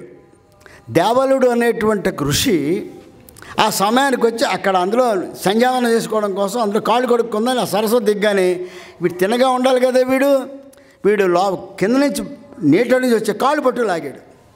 అని పాప నీళ్ళలో పడ్డాడు. ఏంటని చూశాడు. చూడగానే గంధర్వుడు పక్కపక్క నవ్వుతున్నాడు. మూర్ఖుడా, మొసల్లా పట్టే కాబట్టి మొసలి జన్మతి పోని చెప్పి చెప్పించాడు. అయిపోయింది. అప్పుడు అబద్ధమన్నాడు. స్వామి పొరపాడైపోయి మామూలే కదా, చంపలేసుకుంటాం. ఏంటంటే ఋషులు వాళ్ళు నిండు మనంబు నవనీత సామానము పలుకు దారుణాఖండల శస్త్రం అంటారు. అన్నయ్య గారు అంటాడు భారతంలో. నిండు మనంబు నవనీత సమానము పలుకు దారుణాఖండల శస్త్రతుల్యము. మనస్సు అప్పుడే తీసినట్టు వెన్న అలా ఉంటుంట. అది గట్టక ముందే తీసి పెట్టగా ఎంతలా కరిగిపోతుంది వెంటనే. అంతటి నవనీతల లాంటి వెన్న మనస్సు. కానీ మాట నరికేయడమే అడ్డంగా అలా ఉంటుంది. ఆ మాటతోటి నరికేస్తారు. పలుకు దారుణాఖండల శస్త్రతుల్యము. ఋషుల యొక్క మనస్సు అలా ఉంటుంది అనేసాడు. కానీ బాధపడ్డాడు. సరేరో పంచేయి, ఎప్పుడైతే విష్ణు చక్రము నీకు తైలం మరణిస్తావో అప్పుడు నీకు విముక్తి వస్తే పో అన్నాడు. ఇదెక్కడ శాపం విమోచనం. మొసలిట విష్ణు చక్రం వచ్చి ఖండించాడట. ఎందుకు వస్తాడు? సరదాగా వస్తాడా? వీడి కోసం పిచ్చి ఎక్కడ వెళ్తాడా? దానికి మళ్ళీ ఒక లింకు కావాలి. ఇంద్రజిమ్నుడు అనేటువంటి ఒక చక్రవర్తి ఆయన విష్ణువు కోసం తపస్సు చేశాడు. ఆయన ఒక ప్రతిజ్ఞ పట్టాడు. ఏమని? కళ్ళు మూసుకుని నేను తపస్సులో ఉంటా, ఎవడు వచ్చినా పరమశివుడు కాదు, ఎవరు వచ్చినా సరే నీకు విష్ణువు కనబడితేనే కళ్ళు ఇప్పుతాను, నేను చెప్పని చెప్పి భీష్మించి కూర్చున్నాడు. బాగా తపస్సు చేసేస్తున్నాడు. అప్పుడు నారదుల వారు వచ్చారు అక్కడికి. అగస్త్య మహర్షి వచ్చాడు. అగస్త్యుల వారు వస్తే సాధారణంగా మహర్షి వచ్చినప్పుడు అంత అగస్త్య వాడు వచ్చినప్పుడు నేను కళ్ళు తెరవాలి, తెరిచి స్వామి చెప్పాలి. కూర్చున్నాడు. అగస్త్య చెప్పాడు, నేను అగస్త్య మహర్షి అన్నాడు. నాకు సంబంధం లేదు అన్నాడు. నాకే సంబంధం, నువ్వు విష్ణువు కాదు కదా, కళ్ళు ఇప్పన్నాడు. ఈయన చెప్పాడు. పాపం అగస్త్యుడు తొందరగా కోపిష్టి కాదు, మహానుభావుడు. అగస్త్యుడిని వచ్చానయా అని చెప్పాడు. నేను కళ్ళు ఇప్పను, నేను చూడను. అప్పుడు కోపం వచ్చి, మూర్ఖుడా, మూర్ఖంగా నువ్వు వ్యవహరిస్తున్నావు కాబట్టి మూర్ఖ గజాన్ని అయిపోవచ్చి చెప్పించాడు. అప్పుడు అబద్ధీపం అన్నాడు. మళ్ళీ కాళ్ళకి పట్టాడు. స్వామి ఏం చేయమంటావు? నువ్వు విష్ణువు కోసం ఇంతకాలం తపస్సు చేశావు కాబట్టి నీ విష్ణు దర్శనం అవుతుంది, అప్పుడే శాపవిముక్తి పోమన్నాడు. అంటే ఈ రెండు కలిపేరుగా లింకు. అప్పుడేం జరిగింది? ఈ మదించిన గజం మూర్ఖుడు కదా వీడు, పరమూర్ఖుడు. అనేక మంది మగ ఏనుగులతో యుద్ధం చేసి గెలిచి కొన్ని ఆడ ఏనుగుల గుంపుని వాడు రాణుల కింద వాడు మెయింటైన్ చేసుకుంటూ అందరూ కలిసి బట్టలతోటి అంటే మిగతా ఏనుగులతోటి వాడు అలా కల్లోలం చేసుకుంటూ వెళ్ళిపోయి సరస్సులో దిగాడు. ఇంకా జలక్రియలు ఆడుతున్నాడు. ఏనుగు జలక్రియలు మామూలుగా ఉండవు. అలా కల్లోలం చేసేస్తుంటే ఆ సమయం కరెక్ట్గా వాడు ఆ గంట ముసలి కదా అక్కడ ఉన్నాడు. వాడు వచ్చా కాలు పట్టు అంటే లిక్కు కుదిరింది. ఇంకా విష్ణువు రావాలి. ఇక వీడికి అహంకారం ఎక్కువ కదా, మదగజం అది. వీడంతా మొసలంతా కాలుతో ఎగిరిపోతాం అనుకున్నాడు వాడు పాపం. అనుకుని కీకరించడం రకరకాలు చేస్తూ వాడు శక్తి అంతా ఉపయోగించాడు. ఇంత నేను చదివారు, పురుషశక్తిని గజమా జలగ్రహమతే పెక్కేండ్లు 1000 సంవత్సరాలు పోరాడాడు. ఎంతగాని పోరాడతాడు. నీటిలో ఉంది మొసలి, దాని బలం ఎక్కువ. అదే బయటకు వస్తే విసిరి కొట్టేవాడు. తొణతో ఒక దెబ్బ కొడితే చచ్చి ఉరికేది. కానీ అది బయటికి రాదు, వీళ్ళు బయటికి రాలేడు. అప్పుడు తత్వం బోధపడింది, నా వల్ల కాదు. అప్పుడు ఎవ్వని చే జనించగమివ్వని లోపల నుండి లీనమై ఎవ్వని ఎందుడిందు పరమేశ్వరుడెవ్వడు, మూల కారణం ఎవడు, అనాది మధ్య లేడెవ్వడు, సర్వము తానే అయిన వాడెవ్వడు, వాని ఆత్మభవుని ఈశ్వరునే శరణంబు వేడిదన్నాడు. ఆత్మభవుడు అనే మాట అది పెద్ద లిటిగేషన్. అది అందుకే మన భగవద్గీతలో యథాయ ధర్మంతో ఒక శ్లోకం ఉంటుంది, చాలా మిస్ అవుతాం మనం. అజోపిసన్ నవ్యేయాత్మ ఈశానాం భూతానాం ఈశ్వరోపిసన్ ప్రకృతిం స్వామధిష్టాయ సంభవామి ఆత్మమాయయ అంటాడు ఇక్కడ పరమాత్మ. అజోపిసన్ నవ్యేయాత్మ అంటే అనేకమైనటువంటి ఈ సృష్టి అతనికి కూడా నేనే నేనే సృష్టికర్తని. ఈ భూతానాం ఈశ్వరోపిసన్ సమస్తమైన ఈ భూతములకు అంటే ఈ జీవులకు కూడా నేనే ఈశ్వరుణ్ణి. ప్రకృతిం స్వాం అధిష్టాయ ప్రకృతి మొత్తానికి కూడా నా అధీనంలో ఉంటుంది కాబట్టి సంభవామి ఆత్మమాయ నా అంతటి నేనే సొంతంగా నా ఆత్మ సంకల్పం ద్వారా నేను మళ్ళీ జన్మిస్తూ ఉంటానని చెప్పాడు. దాని తర్వాత యథాయ ధర్మస్థ తర్వాత పరిత్రాణ 3 వరుస శ్లోకాలు. అంటే ఆత్మభవుడే రావాలి అని ఆయన కోరాడు. ఆత్మభవుడు ఎవరు ఇక్కడ? అలా వైకుంఠపురంలో ఎప్పుడైంది ఇదంతా అయిపోయిన తర్వాత ఇంకా అహంకారం వదలలే. కానీ ఎప్పుడైతే అంతా అయిపోయి ఇంక అయిపోయింది, వాడు ఎలాగా నన్ను టిఫిన్కి ఎక్కువే భోజనమే నిండిపోయిన శుభ్రంగా మొత్తం బంధుమిత్రులందరినీ పిలిచి మొత్తం ఫంక్షన్ చేసుకొని మొత్తం ఏనుగులు మొత్తం నవ్వేస్తాడు. కాబట్టి ఇంకా ఆ స్టేజ్కి వచ్చిన తర్వాత అప్పుడు తనేంటో తత్వం బోధపడిన తర్వాత కుయ్యో అన్నాడు. కుయ్యో ముర్రో, అందుకే కుయ్యో ముర్రం అంటాం. అంటే చావుకేక పెట్టాడు. లావొక్కింత లేదు ధైర్యము విలోలంబయ్య ప్రాణంబుల టావులు తప్పని మూర్ఛ వచ్చి తను వండిస్తుంది శన్వంబయ్యుడిని నీవే తప్ప ఇతపరం బెరుగా. ఇది అండర్లైన్. నీవే తప్ప ఇతపరం బెరుగా మన్నింపందగున్ దీనుని రావే ఈశ్వర కావవే వరద సంరక్షింపు భద్రాత్మక అన్నాడు. రక్షించడం కాదు, అనే మాట ఆ మాట వాడడం వల్ల సంపూర్ణమైన రక్షణ ఈయనకు. అప్పుడు అది అన్న తర్వాత అక్కడికి వెళ్ళింది ఈ గోల. అలా వైకుంఠపురంబులు నగరిలో ఆ మూల సౌధంబు దాపల మందార వరాంతర అమృతసర ప్రాంత ఇందు కాంతోత్ఫల పర్యంకరమా వినోదేగు ఆపన్న ప్రసన్నుడు విఫల నాగేంద్రము పాహి అని కుయ్యి ఆలించి సంభ్రమపోయే ఘేంకారం వల్ల కుయ్యమురు అయిపోయింది. ఎప్పుడైతే అహంకారం అణిగిపోయిందో తత్వం బోధపడింది, భగవంతుని పూర్తిగా ఇక నువ్వు అయిపోయింది, నువ్వు కాబోయే కన్నా కాపాడు అయిపోయింది, నా పని అయిపోయింది, చాప్టర్ క్లోజ్. అందుకే ఆ నీవే తప్ప ఇతపరం బెరుగా అనేటువంటి ఆ స్థాయిలో కనుక మనం శరణాగా చేసుకుంటే ఏం చేశాడు? సిరికని చెప్పడు, శంకు చక్రమని చేదో వయసు అందింపడు, ఏ పరివారం అని చేరాడు, అపరపతిని మన్నింపడు, ఆకర్ని కాతర ధమ్మిన్నము చక్కనొత్తాడు, ఆఖరికి వివాద ప్రోత శ్రీకుచోపరి చాలా అంచనమని విడకుండా ఈడ్చుకుంటూ వెళ్ళిపోతూ గోసి ఊడిపోతూ సర్దుకోకుండా పరిగెట్టాడు. ఎందుకు? గజ ప్రాణావనోత్సాహి అయి సమయం లేదు, వాడికి రాజేస్తాడు, వెళ్ళిపోవాలి వెంటనే. కానీ వెళ్ళాలంటే యుద్ధం చేయాలి, ఆ చక్రమే కావాలి, ఇవి వెనకాల పరిగెట్టి తన వెంటనసిని లచ్చి వెంటన అవరోధ వ్రాతము వాని వెనుకన పక్షేంద్రుడు వాని పొంతును ధన కోమోదికి శంఖ చక్ర నికాయమును నారదుండు నారదుండు వీళ్ళు ఏంటి ఆబాలగోపాలం, వైకుంఠం ఆబాలగోపాలం అన్నారు. వీళ్ళందరూ పరుగులు పెడుతున్నారు. ఎక్కడ ఏమైంది, రాష్ట్రంలో వచ్చాడు, యుద్ధానికి వచ్చాడా, మరి నన్ను తీసుకెళ్ళలేదేంటి అని శంఖం చక్రం కదా అదేంటి ఆయన పరిగెడుతున్నాడు ఏంటి, వెనక్కాల గరుత్మంతుడు, వెనక్కాల విశ్వక్సేనుల వారు, నారదుడు, లేదా ఉరకల పరుగులు. ఈ అమ్మారేంటి లాక్కెళ్ళిపోతున్నాడు, పాప పడిపోతున్నాడు. అడుగుతనని కడివెడిచి అడిగిన తన మగుడు రుడువడని ఎడుగును బెడబెడ సిడిముడి తడబ అడుగెడదు జడిమో అడుగు నీళ్ళని. అది అద్భుతమైన భజన చెడని పడిపోతుంది, లేస్తుంది, లాక్కెళ్ళిపోతున్నాడు, వదలలేదు. అంటే భక్తుని మీద భగవంతునికి ఉండేటువంటి ఆర్తత్రాణ పరాయణతో ఎంత పరాకాష్ఠలో ఉంటుందో చెప్పేది గజేంద్ర మోక్షం. క్షణం ఆలోచిస్తే ప్రాణం పోతుంది, ఆయన చేయడం వీల్లేదు, వెళ్ళిపోవాలి. అక్కడ అమ్మవారు ఉందా, అయ్యో ఎవరినో అనవసరం, లాక్కి వెళ్ళిపోవడమే అంతే.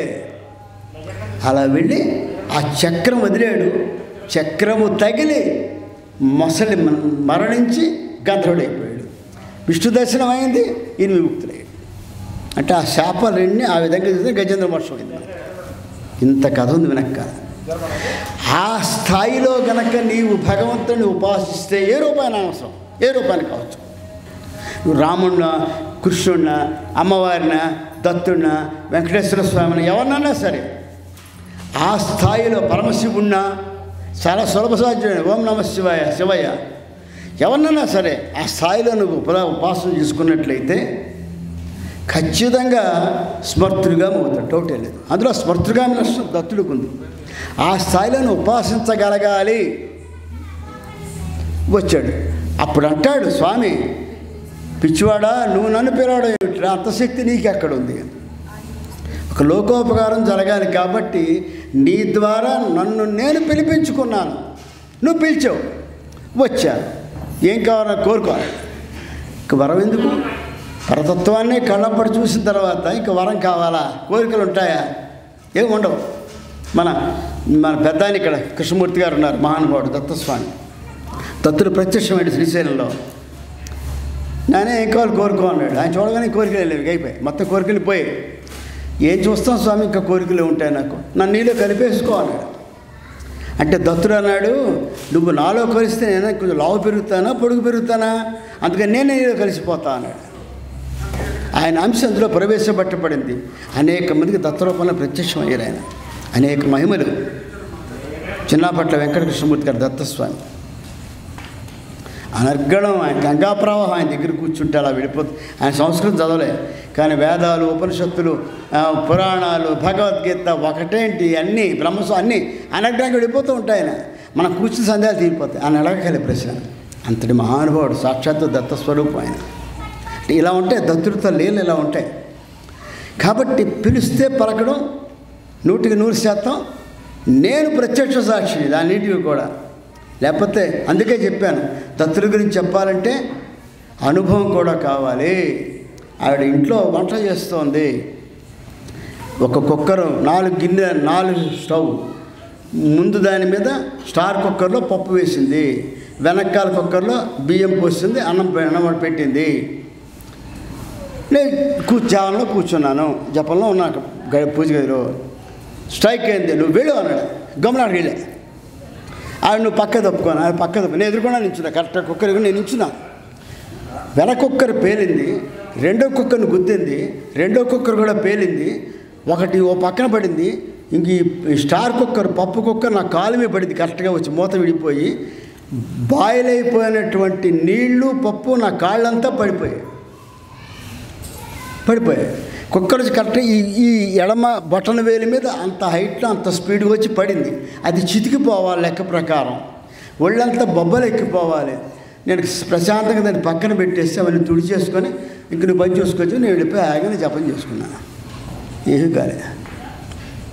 దత్తుడు వచ్చాడు కదా, వచ్చాడా లేదా, ఇంతకంటే ఇంకేం కావాలి. కూరగాయలు కొనడానికి వెళ్ళాము. వాడు ఈ టెంట్ వేస్తాడు కదా, టెంట్కి వేసేది ఇద్దరు లావు బొంగులు ఉంటాయి, చివరిలో ఇనప తొడిగి పెద్ద ఊస కట్టి దాన్ని పెడతాడు. అది ఆ హైట్లో నెత్తిమి పెడితే ఏమవుతుందండి, ఇనపది తలకాయ పగులుతుంది, నో డౌట్. మేము కూరగాయలు కొంటూ ఉండగా గాలి వీసింది, అది ఊడి కరెక్ట్గా ఇక్కడ పడింది, వచ్చి ఆ ఇనప తొడుగుతుంది ఇక్కడ పడింది. పడగానే టప్మని సౌండ్ వచ్చింది. వీళ్ళ డారా ఆమె మూసిపోయింది. వీళ్ళు గాబరా పడిపోయారు అందరూ. అయ్యో ఆమె పెద్ద మొత్తం తీశారు.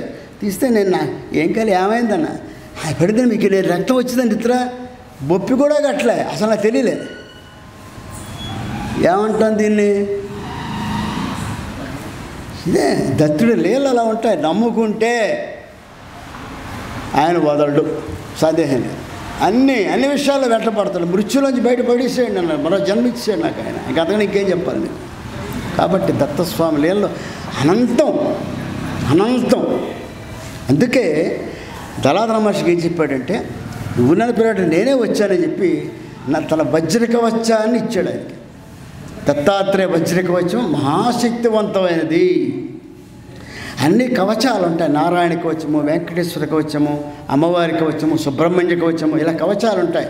కానీ ఇది వజ్ర కవచం. ఇందులో ఏంటంటే కేవలము బాహ్య శరీరమే కాకుండా అంతఃశరీరము, లోపల ఉండే చక్రములకి, అన్ని నాడులకి, అన్నింటికీ కూడా రక్షణ కల్పిస్తూ నీకు, నీ భార్యకి, నీ పిల్లలకి, నీ సంసారానికి, నీ పశువులకి, నీ పోషణకి అన్నింటికి కూడా రక్షణ కల్పించేటువంటి ఏకైక చక్రం దత్తాత్రేయ వజ్ర కవచం, మహాకవచం. అయితే అది కూడా పూర్తిగా అందరూ చదవడం అంత ఇది కాదు. ఎందుకంటే అందులో కూడా బీజాక్షరాలు ఉన్నాయి, విపరీతంగా బీజాక్షరాలు ఉన్నాయి. అందులో చెప్పిన ధ్యాన శ్లోకములు 15 శ్లోకములు చదువుకుంటే దత్తాత్రేయోశిరపాతి నుంచి కూడా మనకి వజ్రకవచం మొదలవుతుంది. 22 శ్లోకాలు. అది 22 చదువుకోవచ్చు, తప్పు. దాని అంగన్యాస కరన్యాసాలు, దాని శక్తి బీజ కీలకాలు, అందులో వచ్చే బీజాక్షరాలు ఇవి చదవకుండా పక్కన పెట్టిన ఫలితానికే లోటు రాదు. మీ ధ్యాన అంటే ఇవన్నీ ఇందులో ధ్యాన శ్లోకాలు వస్తాయి. ఆ తర్వాత 22 శ్లోకాలతో వజ్రకవచం వస్తుంది. ఇంతవరకు చదువుకుంటే చాలా మంచిది, దత్తస్వామి యొక్క అనుగ్రహం ఉంటుంది. కాబట్టి ఈ విధంగా వజ్రకవచ స్తోత్రము ఆయన స్వామి దళాధర మహర్షికి అందించి దీన్ని నువ్వు ప్రచారం చేయి. తద్వారా అందరూ కూడా భక్తులందరూ వాళ్ళకి నా రక్ష కలుగుతుందని చెప్పి స్వామి చెప్పడం జరిగింది. ఆ ప్రకారమే ఆ విషయాన్ని పరమశివుడు పార్వతికి వింఛాటవికి వచ్చినప్పుడు ఆ భిల్లుడిని చూసి చెప్తాడు. ఏమని? ఆ భిల్లుడు ఈ వజ్రకవచం చెప్తున్నప్పుడు ఆయన స్వయంగా దత్తుడిని చూస్తే ఆ వజ్రక స్తోత్రం విన్నాడు కాబట్టి శరీరం అంతా వజ్రకాయం అయిపోయింది. పులివాడిని ఏం చేయలేదు. తర్వాత పరబ్రహ్మని చూసిన తర్వాత వాడికి సమస్తము బ్రహ్మతత్వమే కనబడుతోంది. వాడు ఆ పుల్లోనూ దత్తుడినే చూశాడు. అందుకే హాయిగా ప్రశాంతంగా కూర్చున్నాడు అని చెప్తూ ఈ యొక్క వజ్రకవచాన్ని అమ్మవారికి ఉపదేశం చేశాడు లోకం కోసం, మనలాంటి వాళ్ళ కోసం. అంటే ఇక్కడ ఎవరు? శివుడు అంటే ఎవరు? దత్తుడే. దత్తస్వామి శివస్వరూపముగా, అనఘామాత అమ్మవారి స్వరూపముగా వాడిచ్చిన సంవాదంలో ఈ వజ్రకవచం మనకు బయటకు వచ్చింది. కాబట్టి వజ్రకవచాన్ని ఎవరైతే నిత్యము పారాయణ చేసుకోవచ్చు, చాలా మంచి శక్తివంతమైనది. కాబట్టి ఇందులో ఏమీ సందేహం లేదు. ఇక్కడికి మనం ఏమేమి చెప్పుకున్నామో స్వామి యొక్క దినచర్య చెప్పాం. తర్వాత స్వామి యొక్క బాలోన్మత్త పిశాచకు ఉన్నటువంటి అంతరార్థాలు తెలుసుకున్నాం. అంత మాత్రం దత్తుడంటే భయంకరంగా ఉంటాడు, పిశాచంలా ఉంటాడు, లేకపోతే పిచ్చోళ్ళని కాదు లెక్క. అక్కడ అందులో ఉండే అంతరార్థం తెలుసుకున్నాం.